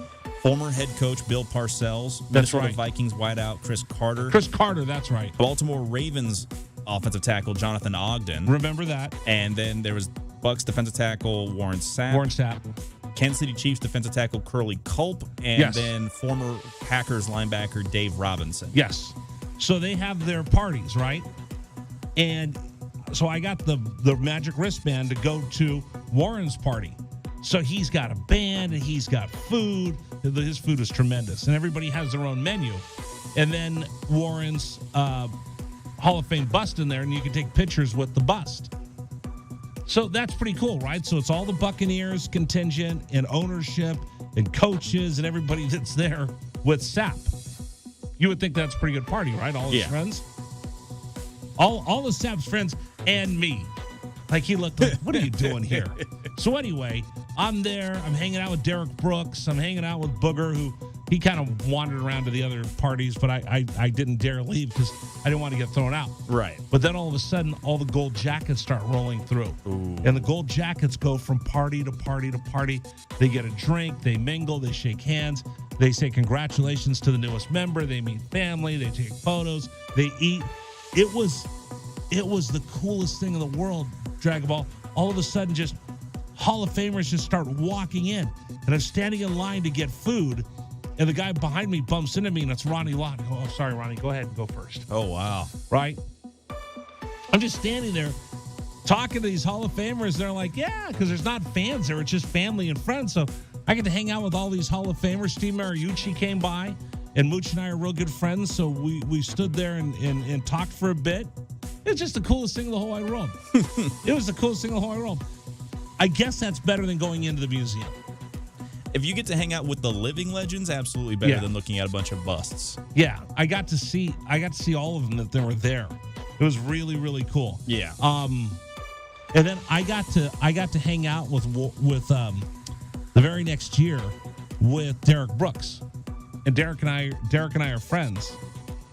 And because I used to make fun of him on the radio, right? Because he did this dopey commercial, and the line of the commercial, for the kids. So I'd always just copy it's for the kids, and just, Derek Brooks, he's the greatest, because it's for the kids. So, he would call in, and he's a good guy, really good guy. And we were sitting in the lobby of the Sheraton in Times Square waiting for the call that he was getting into the Hall of Fame. It was a foregone conclusion. He's a first ballot Hall of Famer. Yes. But still, the 2 days leading up to it during Super Bowl week in New York, and we were there doing the show at Radio Row, he's waiting. And he's nervous, and he can't sit in his room, and his wife is nervous, and, he's just, Mm-hmm. So it was me and him and Booger, and there was an executive from the Raiders that was sitting with us. Somebody from I think they were from Reebok was sitting with us. And then Woody Page came by and sat with us for a while. Oh, that's nice. His wife started flirting with me, and Woody got mad. She ended up sitting in my lap, and Woody really got mad. That's why Woody Page doesn't like me. And we just hung out waiting for him to get the call. It was the coolest thing in the world, just sitting there. Jesse Jackson walks by and says hi to us. Oh, wow. Because I'm sitting with Brooks waiting for him to get into the Hall of Fame. It was pretty cool. I've been to all 3 Hall of Fames. My wife's from New England, so we actually got married, had our wedding reception in Springfield, Mass. So I've been to the new Basketball Hall of Fame and the old Basketball Hall of Fame. I went to Cooperstown on my honeymoon. And then I've been to Canton, but not inside the museum. I don't know why I'm ruining your Dragon Ball football headlines with my stories, but what the heck? My show, I can do whatever I want. Absolutely. All right, what else do you got? That's going to go ahead and do it for us. You don't got anything else? No, that's going to do it. Did I take too much time? We're getting close to that magical moment. That's right. We got a guest coming up, right? Yes, John Gold's going to join us on Saturday Out West. Great new website concentrating on the Pacific 12 Conference, the Conference of Champions. John joins us next. This is the Rich Herrera Radio Show. Now streaming on Facebook Live and YouTube at Wildcats 1290 and our website, wildcatsradio1290.com. Terry crosses middle, handed to Matherin between the rings. Over for Krisa. Checked by Campbell. High screen from Koloko. Krisa around it, drives right. Throw it for Koloko, who slams it down for 2. Lamb set. And the pitch to Susak, driven out towards right field. That is going to get down for a base hit and go all the way to the wall. Casagrande headed for third. They're going to wave him around. He's coming home, and the Wildcats have tied it up.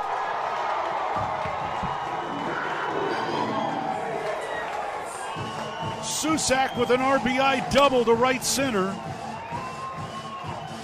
And we're still playing ball. Tied at 16 in the bottom of the 10th. Shot blocked by Koloko, who grabs it out of the air. Ahead to Dalen Terry, Arizona with the ball, minute 30 to go, and a 6-point lead. Juzang working right, drives to the bucket, put up, blocked by Koloko, grabbed by Larson. Arizona ball, 38 seconds left. For Bernard, goes right, blocked by Ballo, grabbed by Matherin. Arizona ball, 22 seconds left. Campbell down for the Bruins, throw it out to Riley. He'll shoot the 3, blocked again by Koloko. Ballo grabs it, it's over. Championship to Tucson. Hey, sports fans, it's Rich Herrera. Thank you so much for tuning into our stream. We'll be back in just a bit. Until then, how about some Arizona Wildcat highlights? 4th down and less than a yard. Trojans will go for it in a tie game. Slovis out of the shotgun. Step to his left. Step the handoff. It is good. Backfield and drop. No gain, loss on the play. Cats take over. That's a huge play by Arizona. Explosive play in the backfield that time. Shot blocked by Koloko, who grabs it out of the air. Ahead to Dalen Terry, Arizona with the ball, minute 30 to go, and a 6-point lead. Juzang working right, drives to the bucket, put up, blocked by Koloko, grabbed by Larson. Arizona ball, 38 seconds left. For Bernard, Goes right, blocked by Ballo, grabbed by Matherin. Arizona ball, 22 seconds left. Campbell down for the Bruins. Throw it out to Riley. He'll shoot the three. Blocked again by Koloko. Ballo grabs it. It's over. Championship to Tucson. Dalen Terry quickly the other way. Out to Tabellis. Down the lane to throw it down with the left hand. Look out. The Locomotive slams it home. Hey, sports fans, it's Rich Rare. Show will be back in just a little bit. Thanks for tuning into our stream. Until then, how about some great moments from the University of Arizona Wildcats? 4th down and 2, Arizona. Down 14-0. Wildcats on 4th down this year are 12 of 20. Offset backfield. Plummer to throw the ball, looking, throwing towards the back of the end zone, and it's caught! Touchdown, Arizona! Oh, did they need that? My goodness, Booby Curry had to leap in the air to take the ball over the top of the defender, and the Cats are on the field. ASU with the ball, down by 11, 3 have to go. Steal by Koloko. He's going to drive the other way and slam it home, and foul by Lawrence. Why Lawrence contested the big man, Christian Koloko, with defensive steal and flush. Lawrence picks up his 3rd foul. Big guys love to play point guard. Koloko looked like one driving down. That was from midcourt. 3-point lead again for TCU. Down to 30 seconds left. Matherin with the ball for the Wildcats. Matherin around a Koloko screen, picked up by Lampkin. Go outside for Koloko. Feed it to Terry, right corner. Terry can't go baseline. Circles back out top to Matherin. 10 to shoot. 16 left in the ballgame. Matherin, 3 balls straight away. Good! That's a huge shot for Ben Matherin in Arizona. Timeout TCU. This ball game is knotted up. 12.6 seconds to go. Ben Matherin drains a deep 3 from straight away. He's got 24 points, and we're all even. Hey, sports fans, this is Rich Herrera. Thanks so much for tuning into our stream. Back in just a bit. Until then, how about some highlights from the University of Arizona? McLeod's going to line up under center. Wiley, the running back. Receiver either side. 2 tight ends. Oregon, 5-man front. They shift. Play fake, rolling right. McLeod looking to throw. Going deep. Down. Trying to find Berrio. Makes the catch inside the 25-yard line. Still loose inside the 15. First down, Arizona. What a play by McLeod. He was smacked, but he had the presence of mind to know where Berryhill was. He threw the ball. He underthrew the ball, and Berryhill was looking back at it and made a great play on the ball. An amazing play by Jordan McLeod. Brown will take the snap a yard deep in the end zone. Straight back to throw. Has some time. Steps out of the pocket. The Wildcats have got him for a safety. Second safety, Arizona. Rich Herrera's show rolls on here on Wildcats Radio 1290. Thanks for joining us. Today's programs are brought to you by PGA Tour Superstore. Shop with the pros at Tucson's PGA Tour Superstore, home for golf pros and beginners just like me, and really bad players just like me. You know what? This weekend, I think the weather's going to be nice. It's going to be warm, no rain out there. And if you're going to go out and play golf, hey, if you need to go out and look for golf balls, just one place to go. They have the biggest selection, great everyday low prices, and that's PGA Tour Superstore. That goes for everything that you need to go out and enjoy the game of golf. Whether you're looking for TaylorMade, Callaway, Bridgestone, Wilson, Titleist, Pro V1s, they have all of them. Widest selection, everyday low prices, and here's my hookup for you.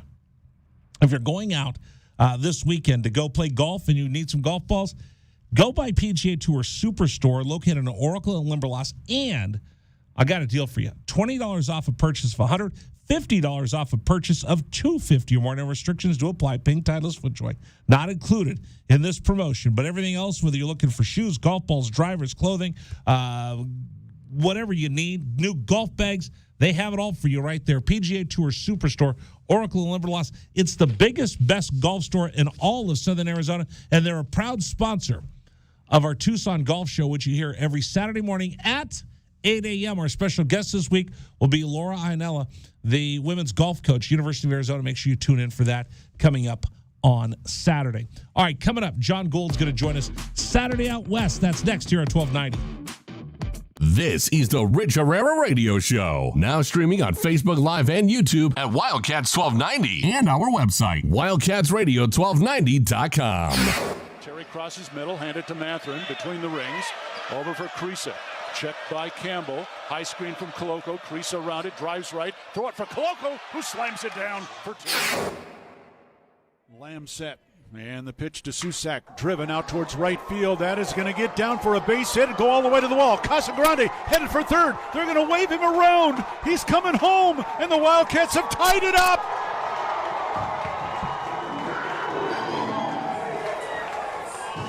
Susak with an RBI double to right center. And we're still playing ball. Tied at 16 in the bottom of the 10th. Shot blocked by Koloko, who grabs it out of the air. Ahead to Dalen Terry, Arizona with the ball, minute 30 to go, and a 6-point lead. Juzang working right, drives to the bucket, put up, blocked by Koloko, grabbed by Larson. Arizona ball, 38 seconds left. For Bernard, goes right, blocked by Ballo, grabbed by Mathurin. Arizona ball, 22 seconds left. Campbell down for the Bruins, throw it out to Riley. He'll shoot the three, blocked again by Koloko. Ballo grabs it, it's over. Championship to Tucson. Hey, sports fans, it's Rich Herrera. Thank you so much for tuning into our stream. We'll be back in just a bit. Until then, how about some Arizona Wildcat highlights? Fourth down and less than a yard. Trojans will go for it and tie game. Slovis out of the shotgun. Step to his left. Step the hand off. Into the backfield and drop. No gain, loss on the play. Cats take over. That's a huge play by Arizona. Explosive play in the backfield that time. Shot blocked by Koloko, who grabs it out of the air.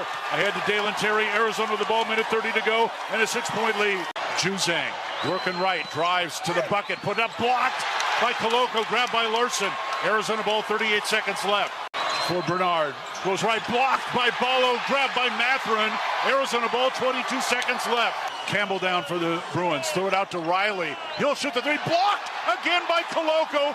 Ballo grabs it, it's over. Championship to Tucson. Dalen Terry quickly the other way, out to Tabellas, down the lane to throw it down with the left hand. Look out. The locomotive slams it home. Hey, sports fans, it's Rich Herrera. Show will be back in just a little bit. Thanks for tuning into our stream. Until then, how about some great moments from the University of Arizona Wildcats? Fourth down and 2, Arizona. Down 14-0. Wildcats on fourth down this year are 12 of 20. Offset backfield. Plummer to throw the ball, looking, throwing towards the back of the end zone, and it's hot! Touchdown, Arizona! Oh, did they need that? My goodness, Booby Curry had to leap in the air to take the ball over the top of the defender, and the Cats are on the field. ASU with the ball, down by 11, 3 have to go, steal by Koloko. He's going to drive the other way and slam it home, and foul by Lawrence. Why Lawrence contested the big man, Christian Koloko, with defensive steal and flush. Lawrence picks up his third foul. Big guys love to play point guard. Koloko looked like one driving down. That was from mid-court. 3-point lead again for TCU. Down to 30 seconds left. Mathurin with the ball for the Wildcats.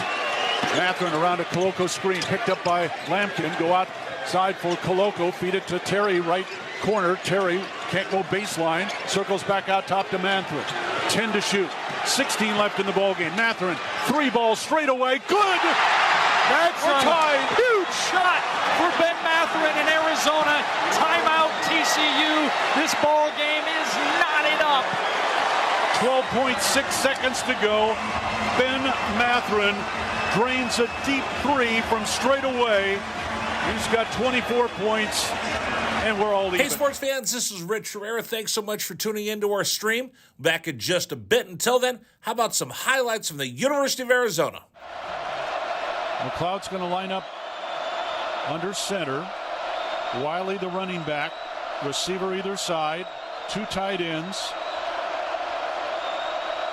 Oregon, 5-man front. They shift. Play fake, rolling right. McLeod looking to throw. Going deep. Down, trying to find Berryhill. Makes the catch inside the 25-yard line. Still loose inside the 15. First down, Arizona. What a play by McLeod. He was smacked, but he had the presence of mind to know where Berryhill was. He threw the ball, he underthrew the ball, and Berryhill was looking back at it and made a great play on the ball. An amazing play by Jordan McLeod. Brown will take the snap a yard deep in the end zone, straight back to throw, has some time, steps into the pocket, the Wildcats have got him for a safety. Second safety Arizona has recorded this season. It's a 24-12 ball game, and the Cats will get the ball. That's big.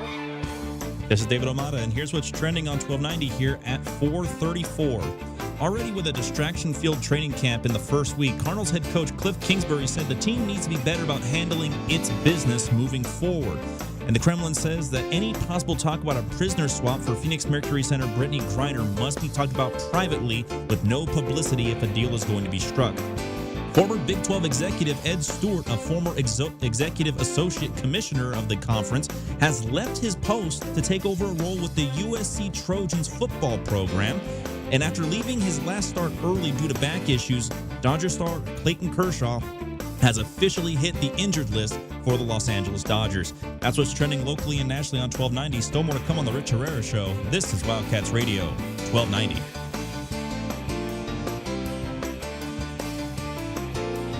This is the Rich Herrera Radio Show. Now streaming on Facebook Live and YouTube at Wildcats 1290 and our website, wildcatsradio1290.com.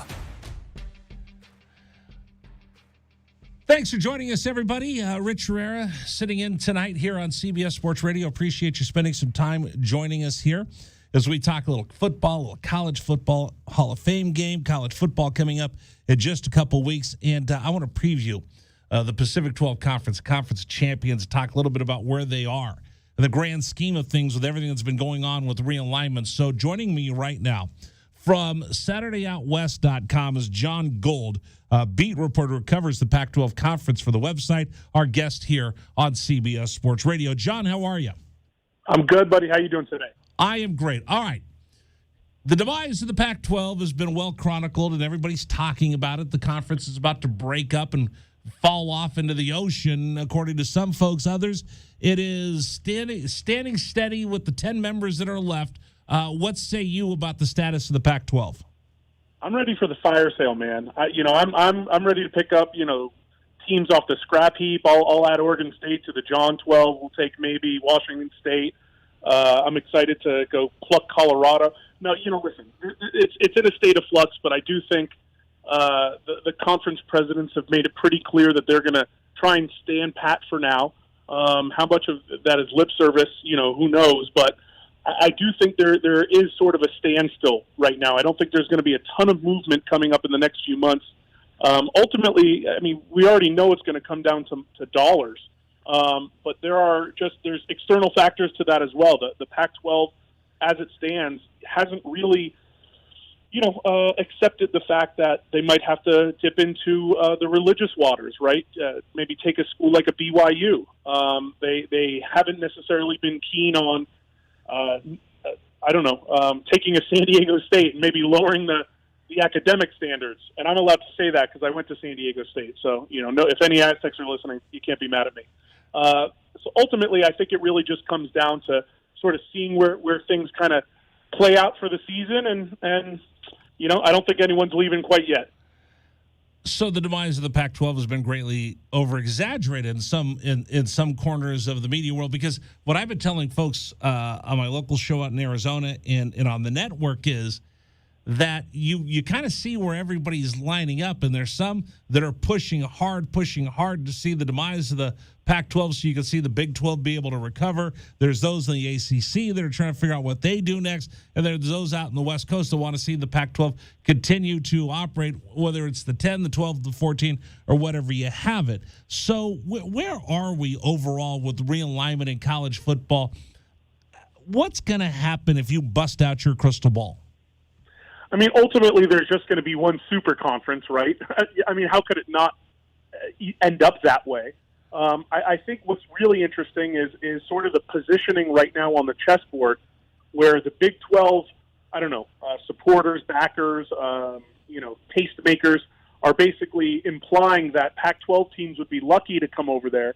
And Pac-12 folks are saying, no, there's bigger viewership out here than there are for the non-Texas and Oklahoma teams out in the Big 12. There's better markets out in the Pac-12. And one thing I don't think you can discount is the idea that, overall the Pac-12 is a healthier, better league in almost kind of every aspect other than maybe just on the play football or on the field of play football, right? Better basketball, better academics, better. I think the thing holding San Diego State back is that they can't offer doctorates yet, right? That's something that's going to change in the near future. That matters to a Pac-12 school and president more than that matters to a Big 12. I think they are actually fundamentally more aligned with an ACC.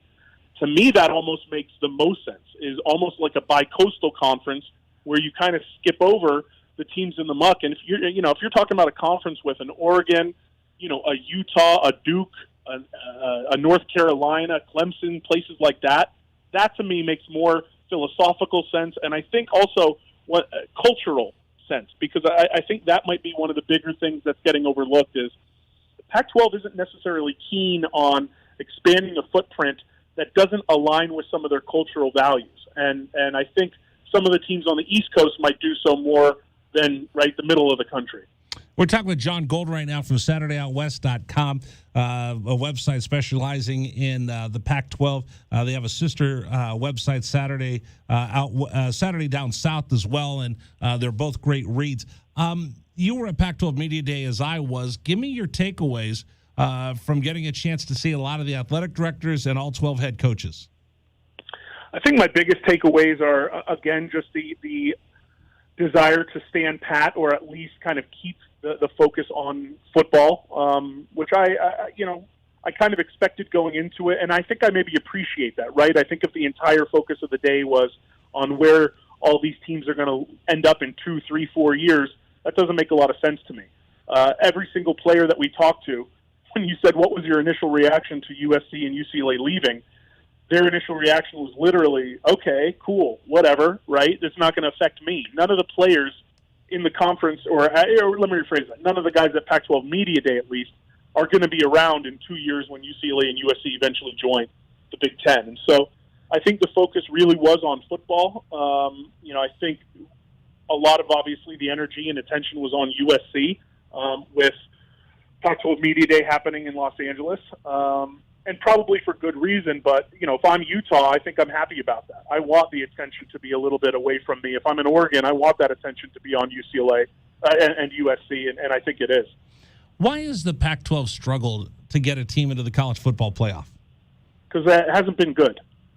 The football hasn't been good. They haven't been good enough non-conference. They haven't been good enough within conference play where that one team steamrolls everyone else. People are up in arms that Utah, which was a very good team last year, wasn't in the college football playoffs. They had 4 losses. You can't put them in I guess 3 until the Rose Bowl, but 3 losses going into the playoffs, that's not happening, right? And so you take a school like UCLA, which has played a brutal non-conference schedule for years, and I think hasn't gone undefeated in conference play since maybe 2015 or 16. This is the first year that they have 3 absolute patsies, right? They play Alabama State, they play South Alabama.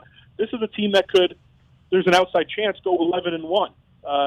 If that happens and UCLA doesn't, and ends up winning also the Pac-12 championship game, and they don't get a sniff at the CFP, then you can, be up in arms. But quite frankly, the Pac-12 hasn't been good enough on the field to even justify a CFP spot in really any of the last 5 or 6 years. All right, compare and contrast, because in everything else, they're great. Basketball, the Olympic sports, it's awesome, and that's what Larry Scott, the last commissioner, his priority was making sure let's win as many national championships across the board as we can, but they let football wither and die. So is this their own making on the Pac-12, the lack of success they've had at getting into the college football playoff? Yeah, I mean, it is of their own doing, but it's also, I don't know, it kind of feels like you're saying like a self-fulfilling prophecy, right? The attitude was always a little snobby about football, and more importantly, about football's place in the athletic ecosystem. Whether you want to call that ignorant, whether you want to call that, aspirational, we're better than just putting all our resources towards football. ultimately it was the wrong decision. I mean, money talks, right? And the SEC now is a conglomerate. This is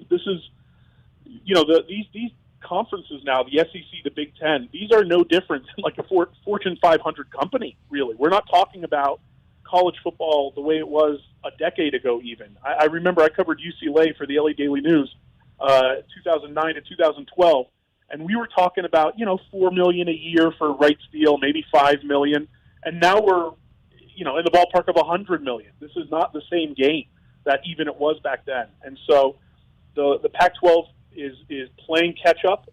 You got to like what George Kliavkoff is doing as commissioner, but Larry Scott put them in a big hole. And quite frankly, the presidents of those universities put them in a big hole, and they have to dig out of that. I was going to go right there with you because, again, that's nice and everything, but the Southeastern Conference said, football pays for everything else. Let's invest in football. Let's make sure that we have the best football because the tide rises all the boats, and they've had success in all their other sports as well. But it came with making sure let's take care of the breadwinner, football. Yeah, there's also a cultural component too. I mean, we can't deny the fact that college football and football in general is bigger than in the South and in particularly the Southeast than it is on the West Coast and even, really the Southwest, right? UCLA has had brutal attendance the last few years. USC's attendance has been bad even when they've been good. It's not like, if there's a team with USC's heritage in the South, you even take like an Auburn, for example, right. Those games are sold out, years in advance. It's a no-brainer that that's going to be your Saturday. Right, but then again, like Tuscaloosa, Alabama. Do they have a beach? I don't know. Old do they Miss. have anything other than football? I look at Oxford, Mississippi. I look at Old Miss. They're going to come heck or high water every Saturday, and that's part of their way of life. I mean, it's church, right? It's church on Saturday in the South, and it's a cultural experience. It's generational. I mean, those passions just aren't out here in the same way, but the thing is you can't force it, and I also, that's the thing. I don't think you can necessarily blame Larry Scott 12 years ago with the landscape where it was for doing what he did, or for example, 2011 standing pat when Texas and Oklahoma might have been part of the expansion to the Pac-12. I think it's not a bad thing that a commissioner is, higher-minded and has, a global view of a sport, of a league, of a conference. But in today's day and age, unfortunately, that's just unrealistic, right? And so you see the SEC basically saying, no, we'll do what we have to do. We'll go at an we'll go at a Texas, we'll go at an Oklahoma, and the Big Ten as well. The days of standing pat are out the door. And if you're the commissioner of the Pac-12 now, I think you're saying, let's expand and then let the chips fall where they are, right? Let's take that big leap and become a super conference, get into the ball game with the SEC and with the Big Ten, and not let the other teams, or rather the other conferences, catch up or even hang around. John Gold joining us right now, Pac-12 beat writer for SaturdayOutWest.com. One of the things I'm afraid of, though, if we go to this big mega super conference, we're going to lose out on a lot of the traditions of college football. So for people around the country, give me some of the great traditions of Pac-12 football.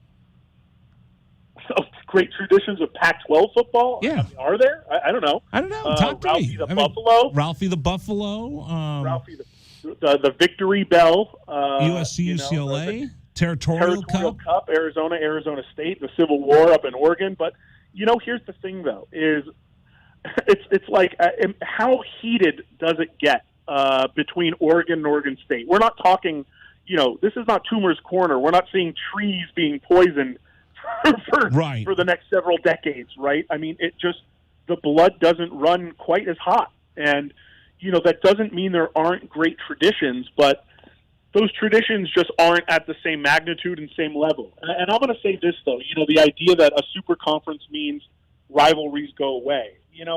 I don't know why that would be the case. I think if you have a super conference with an established, bigger, better college football playoff, right, where teams are maybe disincentivized from scheduling total cupcakes and instead a non-conference schedule maybe includes a rivalry game that isn't in the that isn't in the normal schedule or whatever. That to me makes a lot more sense. I mean, ultimately, I think there has to be wholesale change across the board, and just we're in a almost like a weird wild west phase right now with the NIL, with realignment, with all the TV rights deals blowing up and everything, the NCAA losing its power, or at least the monopoly it had over the players that it's had for decades and decades.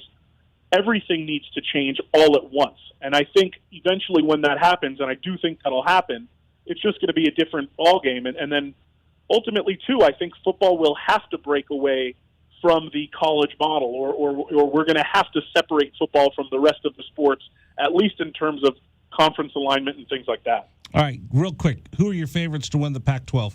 Who are the big dogs that everybody has to beat? I think it's Utah. I mean, obviously USC is getting a ton of attention, and you can't really disregard the incredible transfer portal haul that they had, right? It's one thing to go get Caleb Williams, another thing to go get Mario Williams, both from Oklahoma. They're following Lincoln Riley. Okay, that makes sense. But, they're also adding a Travis Dye from Oregon. They're also adding Jordan Addison, the Fred Biletnikoff winner, Shane Lee, former Alabama linebacker. These are not just small additions, right? So I understand why a lot of the hype is on USC, but Utah is the defending champion. They've got a great quarterback coming back, a great running back coming back, two amazing tight ends, amazing defensive backfield. They're always good up front defensively. Until we see kind of how USC is going to gel and put it all together, and also how Lincoln Riley is going to get the ball, divvied up among all that talent, I still have Utah as my number one. Real quick, tell us about the new website.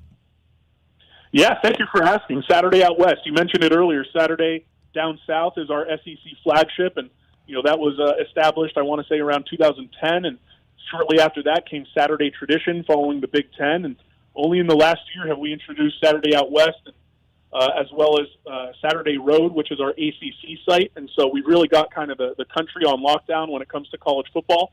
We call it Saturday Football.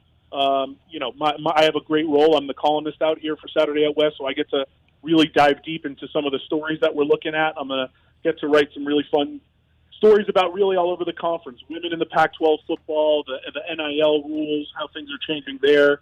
I found out yesterday, the Stanford tight end, it turns out that his grandfather invented the baby carrot, right? And so when you're talking about important Pac-12 stories, I'm going to dive into the baby carrot story. You know what? That's okay. I didn't know that. I thought I knew everything there was to know, and I now have someone new to call for when I need to phone a friend.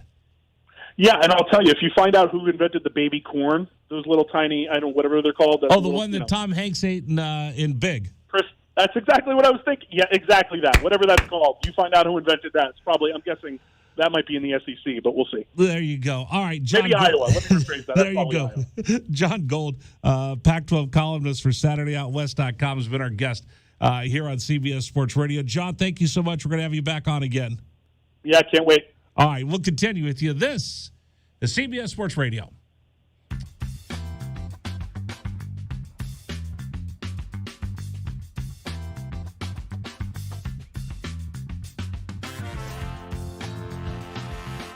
This is the Rich Herrera Radio Show. Now streaming on Facebook Live and YouTube at Wildcats 1290 and our website, wildcatsradio1290.com. Terry crosses middle, handed to Matherin between the rings. Over for Creasa. Checked by Campbell. High screen from Koloko. Creasa around it, drives right. Throw it for Koloko, who slams it down for two. Lamb set. And the pitch to Susak, driven out towards right field. That is going to get down for a base hit and go all the way to the wall. Casagrande headed for third. They're going to wave him around. He's coming home, and the Wildcats have tied it up.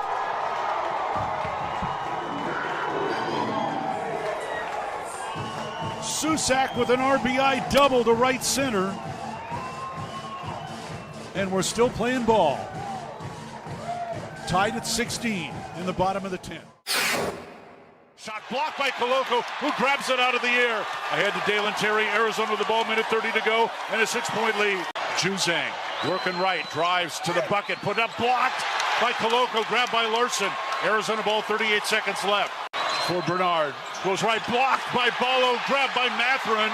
Arizona ball, 22 seconds left. Campbell down for the Bruins. Throw it out to Riley. He'll shoot the three. Blocked again by Koloko. Ballo grabs it. It's over. Championship to Tucson. Hey, sports fans, it's Rich Herrera. Thank you so much for tuning into our stream. We'll be back in just a bit. Until then, how about some Arizona Wildcat highlights? Fourth down and less than a yard. Trojans will go for it in a tie game. Slovis out of the shotgun. Step to his left. Step the handoff. It is good. Backfield and drop. No gain. Loss on the play. Cats take over. That's a huge play by Arizona. Explosive play in the backfield that time. Shot blocked by Koloko, who grabs it out of the air. Ahead to Dalen Terry. Arizona with the ball, minute 30 to go, and a 6-point lead. Juzang working right, drives to the bucket, put up, blocked by Koloko, grabbed by Larson. Arizona ball, 38 seconds left. For Bernard, goes right, blocked by Ballo, grabbed by Mathurin. Arizona ball, 22 seconds left. Campbell down for the Bruins. Throw it out to Riley. He'll shoot the three. Blocked again by Koloko. Ballo grabs it. It's over. Championship to Tucson. Dalen Terry quickly the other way. Out to Tabellas. Down the lane to throw it down with the left hand. Look out. The locomotive slams it home. Hey, sports fans, it's Rich Herrera. Show will be back in just a little bit. Thanks for tuning into our stream. Until then, how about some great moments from the University of Arizona Wildcats? Fourth down and 2, Arizona. Down 14-0. Wildcats on fourth down this year are 12 of 20. Offset backfield.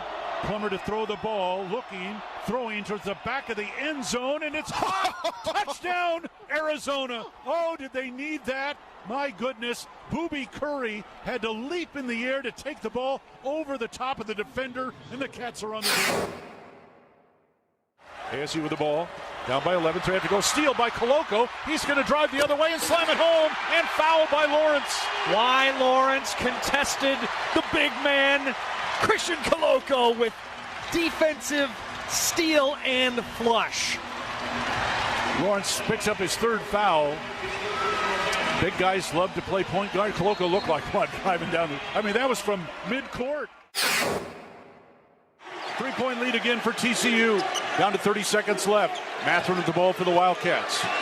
Mathurin around a Koloko screen, picked up by Lampkin. Go outside for Koloko. Feed it to Terry, right corner. Terry can't go baseline. Circles back out top to Mathurin. 10 to shoot. 16 left in the ballgame. Mathurin, 3 balls straight away. Good! That's a huge shot for Ben Mathurin in Arizona. Timeout TCU. This ball game is knotted up. 12.6 seconds to go. Ben Mathurin drains a deep 3 from straight away. He's got 24 points, and we're all even. Hey, sports fans, this is Rich Herrera. Thanks so much for tuning into our stream. Back in just a bit. Until then, how about some highlights from the University of Arizona? McLeod's going to line up under center. Wiley, the running back. Receiver either side. 2 tight ends. Oregon, 5-man front. They shift. Play fake, rolling right. McLeod looking to throw. Going deep. Down, trying to find Berrio. Makes the catch inside the 25-yard line. Still loose inside the 15. First down, Arizona. What a play by McLeod. He was smacked, but he had the presence of mind to know where Berryhill was. He threw the ball. He underthrew the ball, and Berryhill was looking back at it and made a great play on the ball. An amazing play by Jordan McLeod. Brown will take the snap a yard deep in the end zone. Straight back to throw. Has some time. Steps up in the pocket. The Wildcats have got him for a safety. Second safety Arizona has recorded this season. It's a 24-12 ball game, and the Cats will get the ball. That's big. Pulling on the field is a safety. Yes. That's big time by Arizona. That time defense did a great job of just closing the pocket from the inside, and then the pressure on the outside by Hebert, they just got him. They just got there. They won their blocks that time. Excellent job by Arizona defense and really changing the momentum of this game.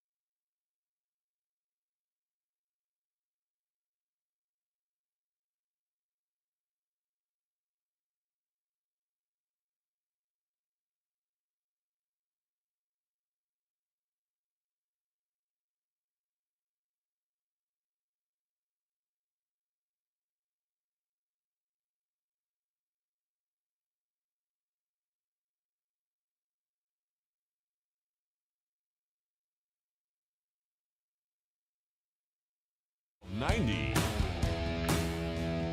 Rich Rare Show rolls on here on Wildcats Radio 1290. Thanks so much for joining us. Our thanks to John Gold, Saturday Out West. We're going to have him on quite a bit during the football season. We want to run out and talk to our Arizona insider. It'll be along for his 10th year. 10 years! Glenn Howell has been behind the mic for the Arizona pre- and post-game shows for football. Let me bring him on. I got a chance to hang out with him the last couple of days at practice.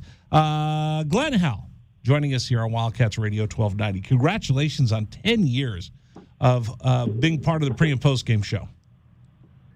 Well, it is actually, I think it's actually been 12 because I was on it before with David Kelly when we used to do it. So it's been like almost 12 years. So it's been a great run. I really love still being involved with the University of Arizona football. I love Arizona football, and everybody that knows me knows that I love the University of Arizona. I had a treat because you introduced me to someone pretty special today who I've talked to on the radio and talked to on the phone, but never have had the opportunity to talk to him in person. I got to meet David Adams today.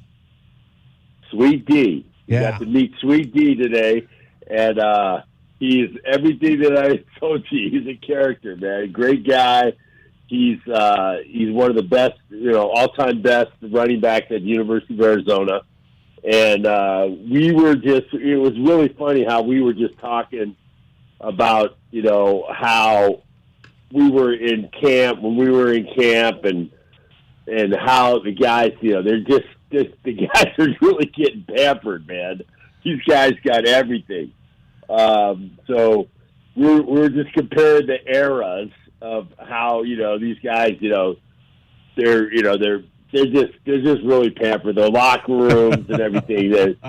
It's really a little different ball game. So we were just talking about how they should be more appreciative of what they have. Okay, so compare and contrast. The Lowell Stevens football complex, the bubble that you have, all the facilities you have, the water. I was looking at today is all the support staff, all the team managers and trainers and strength and conditioning guys and coaches. I mean, it's an army to get that football army onto the field. Compare and contrast when you played for Larry Smith back in the day, what the facilities were like. Larry Smith, let's go out to practice. We had two trainers probably at the most. Okay, Tony and Sue, and that was it. Okay, for as far as athletic trainers, one strength coach, and then the strength coach was only out there for a little while, and then you had just a couple of GAs, and then a couple of student staff that were giving us some water. But today, man, it was just like I was just looking around like it's just chaos. There's so much. It's not chaos. It's organized chaos, but it's just so many people out there assisting these guys, and our weight room was down in the dungeon in McHale. Now that's the girls volleyball locker room, I think now. So it was totally different. There was no comparison to what we have. We didn't have any snack areas. You'd go. Your snack area was 7-Eleven on our way to Babcock, on Speedway. That was our snack area. So we didn't really have anything, when they broke for a snack and a hydrate in the middle of the field. Yeah, how did you hydrate? Where were you hydrating? You're running to go get as much Gatorade as you could. No, we couldn't. We weren't getting that. We didn't even have Gatorade. So it was like it was all the great H2O. So it was pretty fun. Did you have a cold tub? You know what? Look back, and on that day, it was the best times of my life. Yeah. Did you have a cold tub? Oh heck no! Are you kidding me? We had those little tin tubs that we used to get if you were really injured. Okay, right. If you were really injured, you would get in one of those tubs. It was a steel tub, and none of us could fit in it because we're too big. Maybe a wide receiver or a kicker. It's like a horse trough, right? Yeah, at horse trough. It was tiny, man. It was like we didn't have any of that stuff. We used to get cold towels though. Okay. We used to get cold towels with ammonia in them. So now the players. That's what it was. So with all the great facilities that we have here at the U of A, and the U of A is caught up with everybody in the Pac-12, they have two big cold. They're called cold tubs, but it's more like a pool. Yeah, it's a pool. They have two cold pools, and it's awesome for those guys. Yeah, because unbelievable what those guys got. Like I've been complaining how hot and sweaty and stinky I am all day, and those guys get done and they're wearing pads. And as soon as they get done, they get to get in there and bring their body temperature down, which helps them recuperate and recover after football practice. You guys, did you guys leave town for training camp? Yeah, we went to Camp Cochise. Camp Cochise. So we went to Cochise, down at Cochise College. Okay, it was right down there by the border there, and it was a little bit cooler. Okay, we slept on some raspy beds that were in those dorms. That was just like pretty bad. You'd always come up with some back pain. I think it made our back stronger, actually, I think. But, we ate there in their cafeteria. It was a great time for us. I mean, we had a great time down there. We bonded as a team. It was really, really a good thing for us. We were down there for like 10 days. So well, and it's funny because we see people now. I'll see an old timer walk around with the T-shirt, "Bring back Camp Cochise," compared to what we have now. And it's two different eras, and I appreciate when teams would go out and do training camp like this. But what you have right now, it's got to help the players prepare to get ready for the season. Oh yeah, it does. I think it really does, and you bond together, man. When you're down there in a separate place and it's just us and everybody, you got to get along. You got to get to know your teammates. I was the pool champion. I won the pool contest. I have to put that on my radar here. I won the pool champion. We played pool. We played. Who was really good was Vance Johnson. Oh, really? Vance Johnson was pretty good. Yeah, he was pretty good in pool. Vance was really good. Vinny was pretty good. But I won the pool championship. So I remember doing that. And we had, a little contest. We had a little skit. We had a skit night where we would make fun of coaches and other players. It was really fun. That is outstanding. Glenn Howell joining us right now.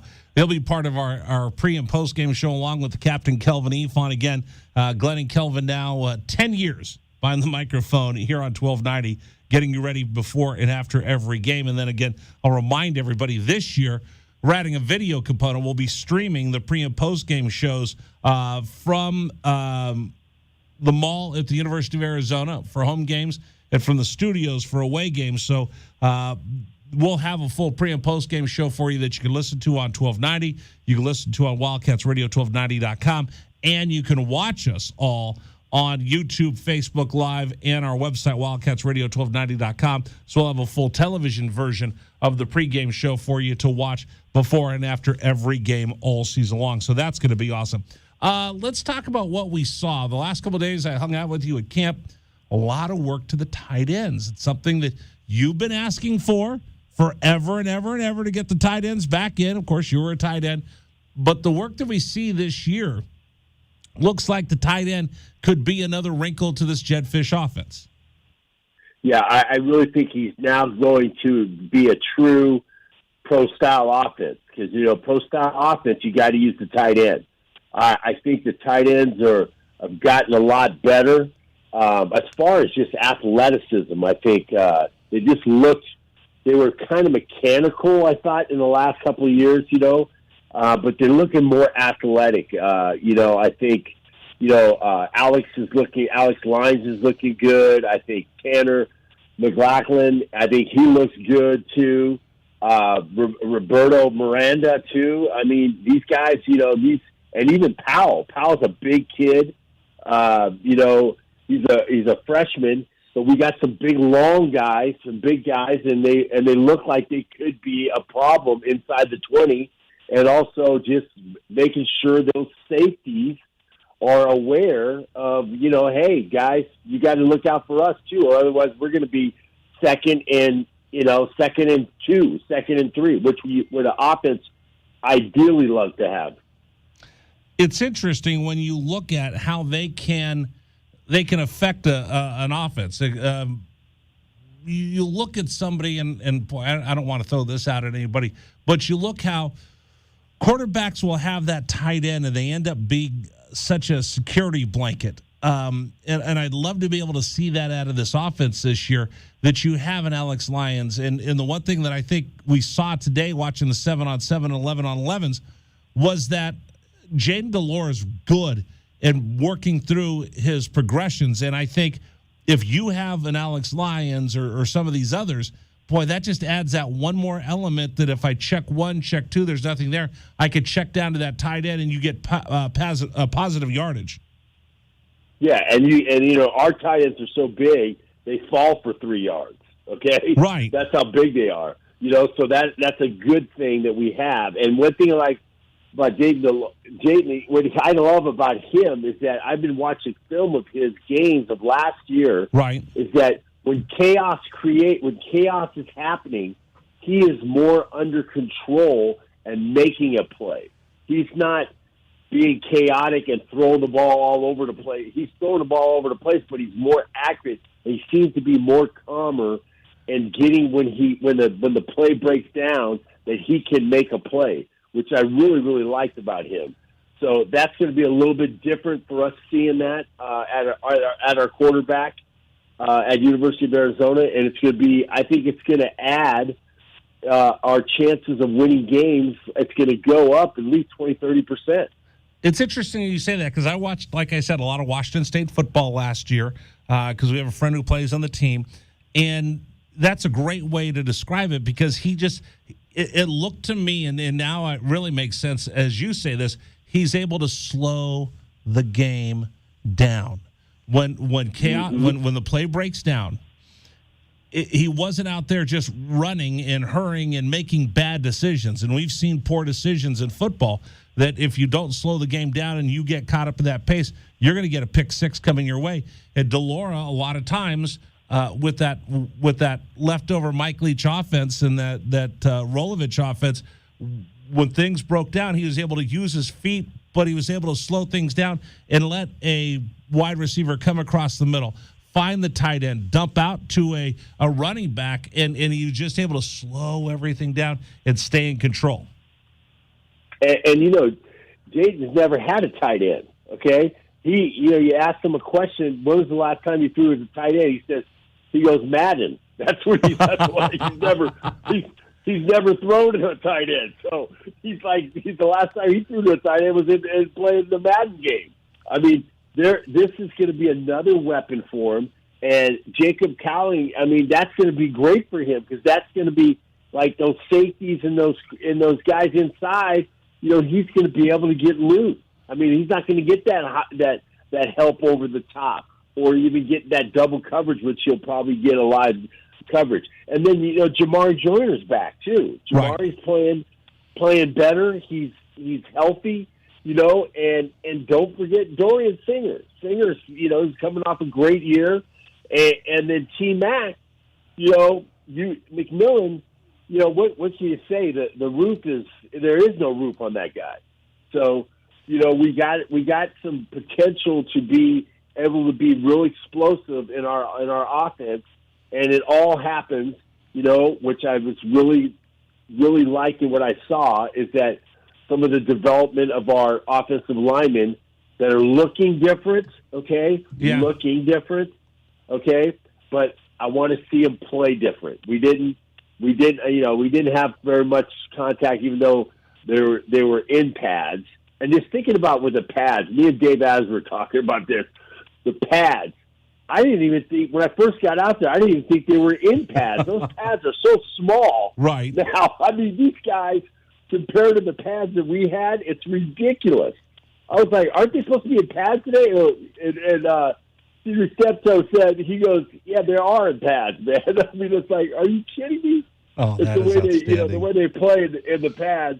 But, I mean, I really want to see some really progression on the offensive line of protecting the quarterback making sure blitzers are not coming free, and just Morgan.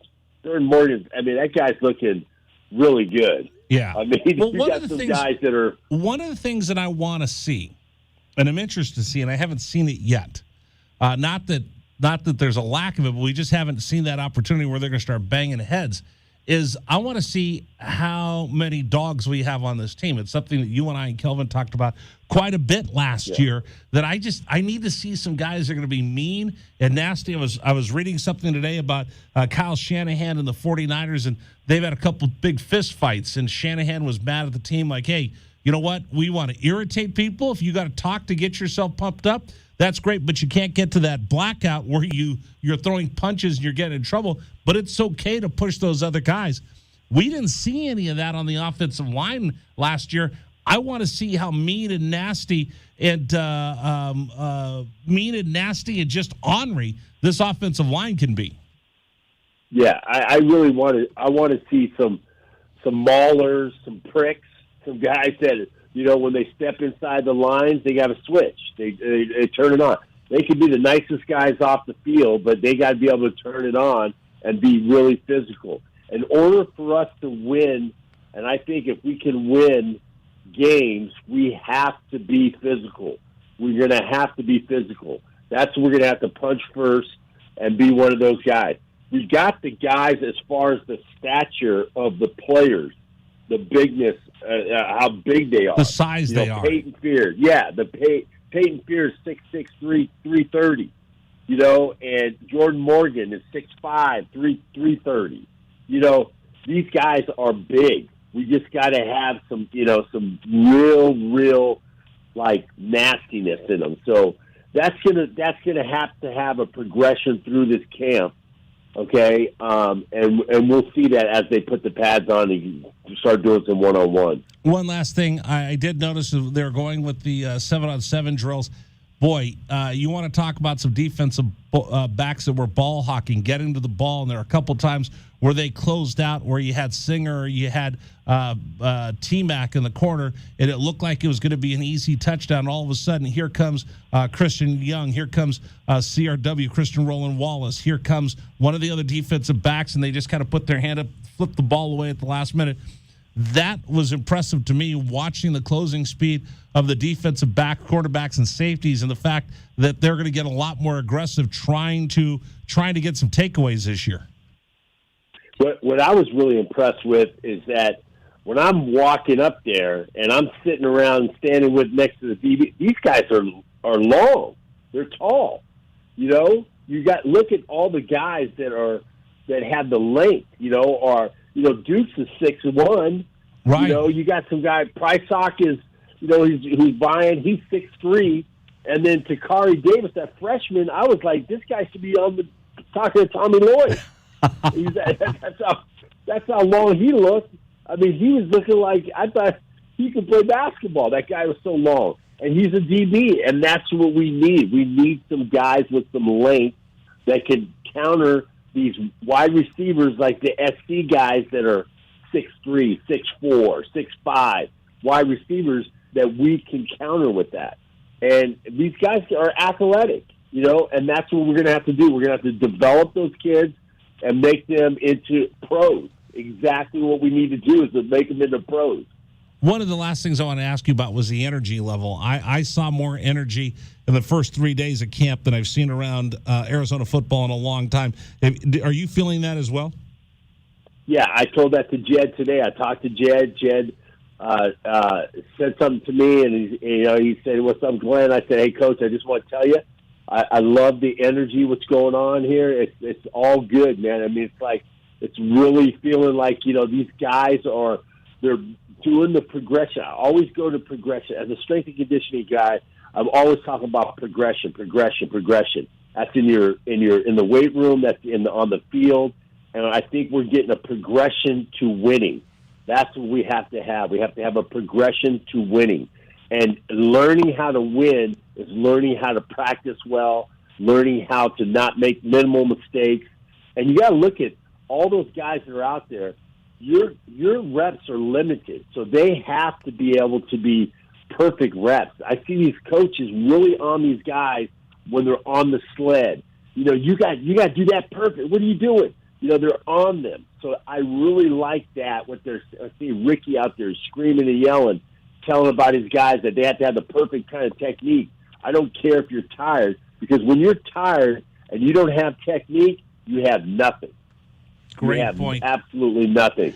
Absolutely nothing. And we've heard Jed talk about that the first 3 days of camp as they're breaking everybody down. He's talking about, guys, we need to be in shape. We need to be able to survive into the end of the ball game, and he's stressing that progression that you're talking about. So far so good. No practice tomorrow. They'll be back out there on Sunday.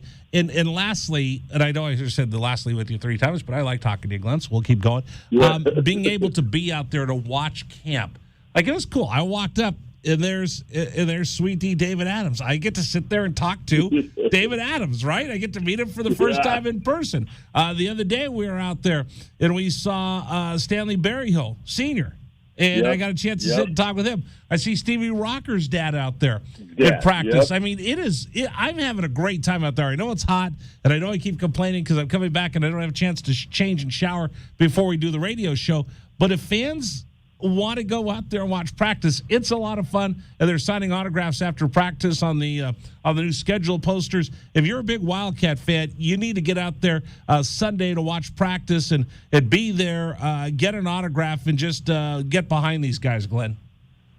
Yeah, I'm telling you, and don't forget we met Josh Baker's girlfriend. Yes. Don't forget that. That was a great conversation talking to her. Just listening to her exciting, and it reminds me of the friends and the family that get excited about Arizona football. And I want everybody in town to feel that excitement. As we were sitting there talking with Lauren, she was great. She was so fired up for Arizona football. It inspired me.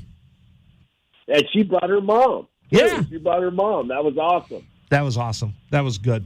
All right, my friend, I know you're probably going to go work out, eat a kale salad.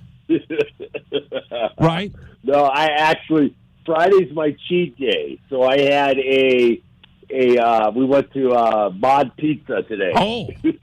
You probably had cauliflower pizza knowing you or something. No. I put everything on it that I'm not supposed to have. All right, so today was your cheat day. You went and had pizza. Because I was trying to figure out, I was thinking of going to Cracker Barrel. Should I have the real sausage or the plant-based sausage? That's a good one, though.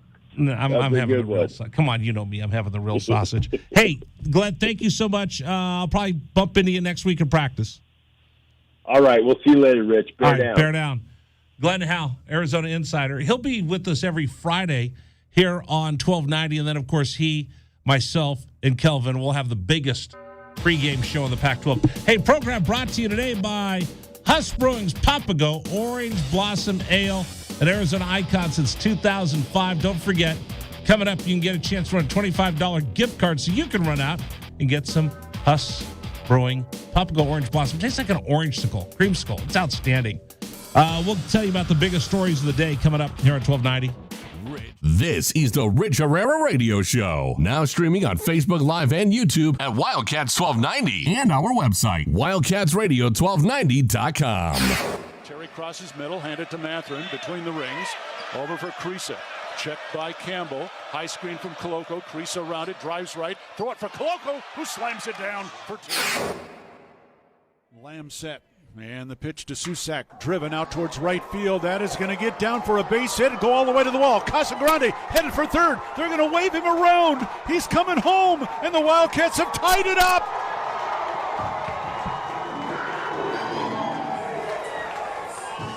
Susak with an RBI double to right center. And we're still playing ball. Tied at 16 in the bottom of the 10th.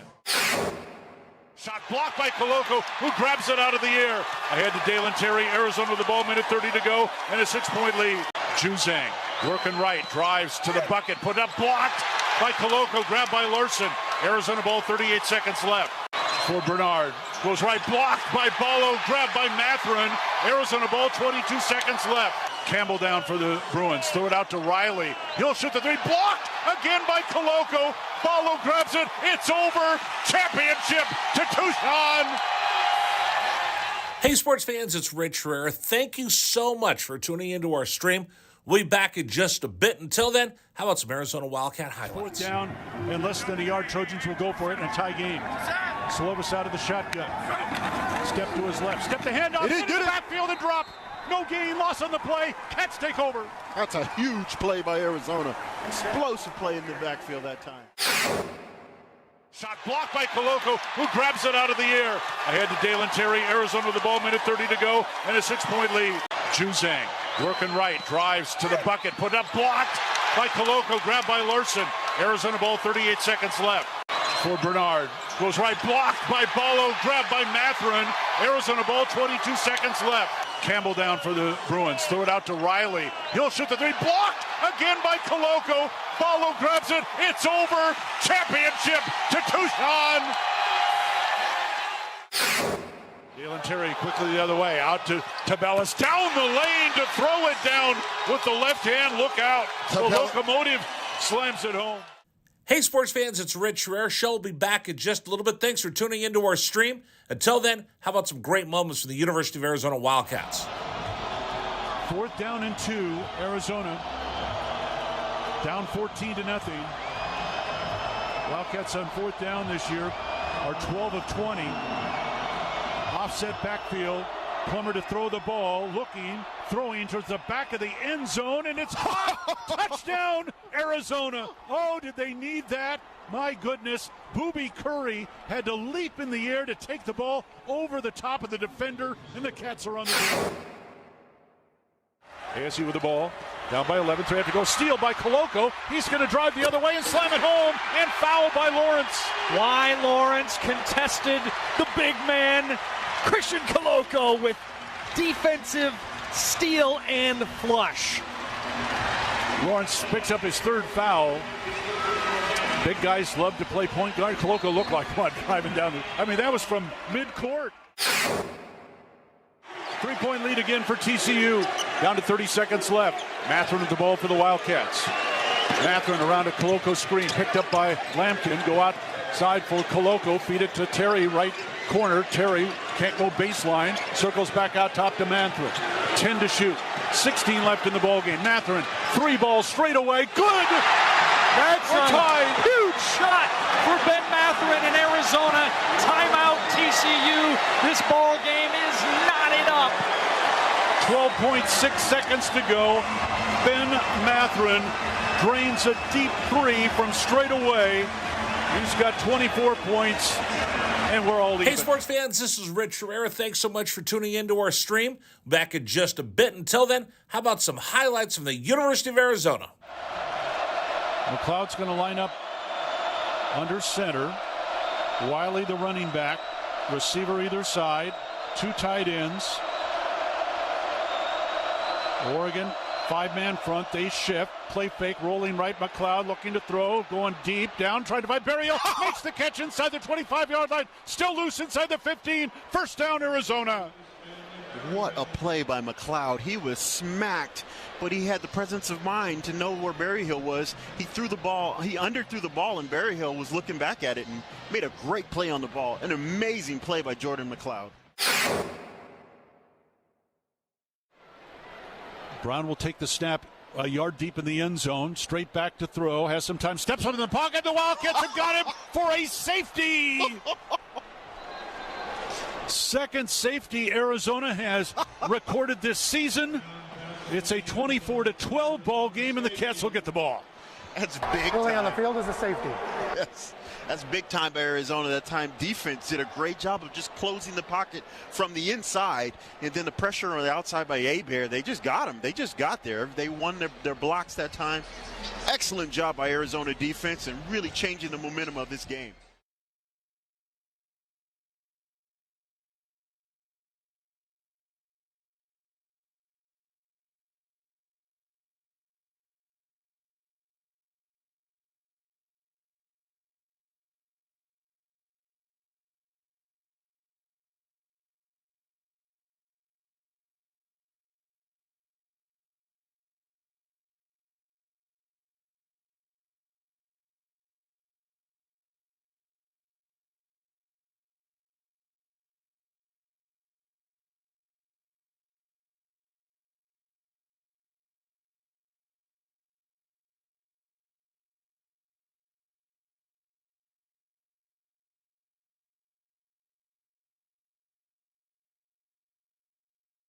On Arizona and the world. Here is your anchor man, Rich Herrera. I don't go make burgers where you work and they tell you how to make burgers. I'm Rich Herrera. Thanks for joining us.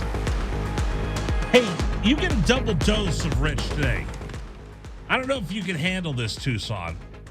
But you get a double dose of Rich Herrera today because coming up tonight in 5 hours? 5 hours? Is that 6 plus 5 is 11? Yeah, you're looking at about 6.5 hours from now, right now. 6.5 hours from now, I'll be back on 1290 in about 200 stations across the country. On CBS Sports Radio. I like doing this. I love this show. You guys are my peeps. Except for you. That one guy who texted, he's a jerk. But the rest of you I love. But I do enjoy doing the national show. So the night before I made everybody mad talking about Deshaun Watson. The people at Cleveland were ready to, there were a couple people that came at me pretty hard. I'm like, dude, you didn't think that Deshaun Watson was going to get suspended?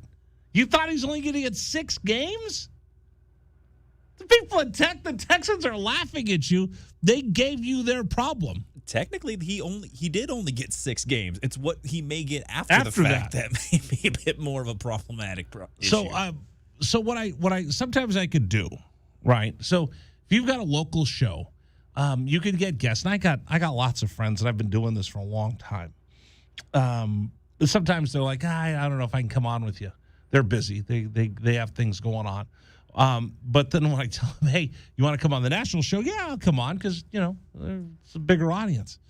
So what I'll do is I'll leverage them to come on, and we'll either put them on this show and then use it on the national show, or if I could steal it from the national show and use it here on the local show so we can expand the topics and the people that we could bring on the radio with us. So one of those is going to be, in fact, we'll have the best of Chico. If you want to know what's going on in the National Football League, and I think this year, Dragon Ball, simply because you're here and I got to look at you every day, I want to talk more NFL football. Yes. I'm actually excited for the NFL this year. And like tonight on the program, I think we're going to talk about traditions in college football. And are you afraid they're going to go away? Last night, I simply talked about, I was excited for the beginning of the football season. Are you as well? I said, tell me why. Tell me how excited you are on a scale of 1 to 10. Everybody said, 10. I said, well, what do you love about football? You know what everybody said?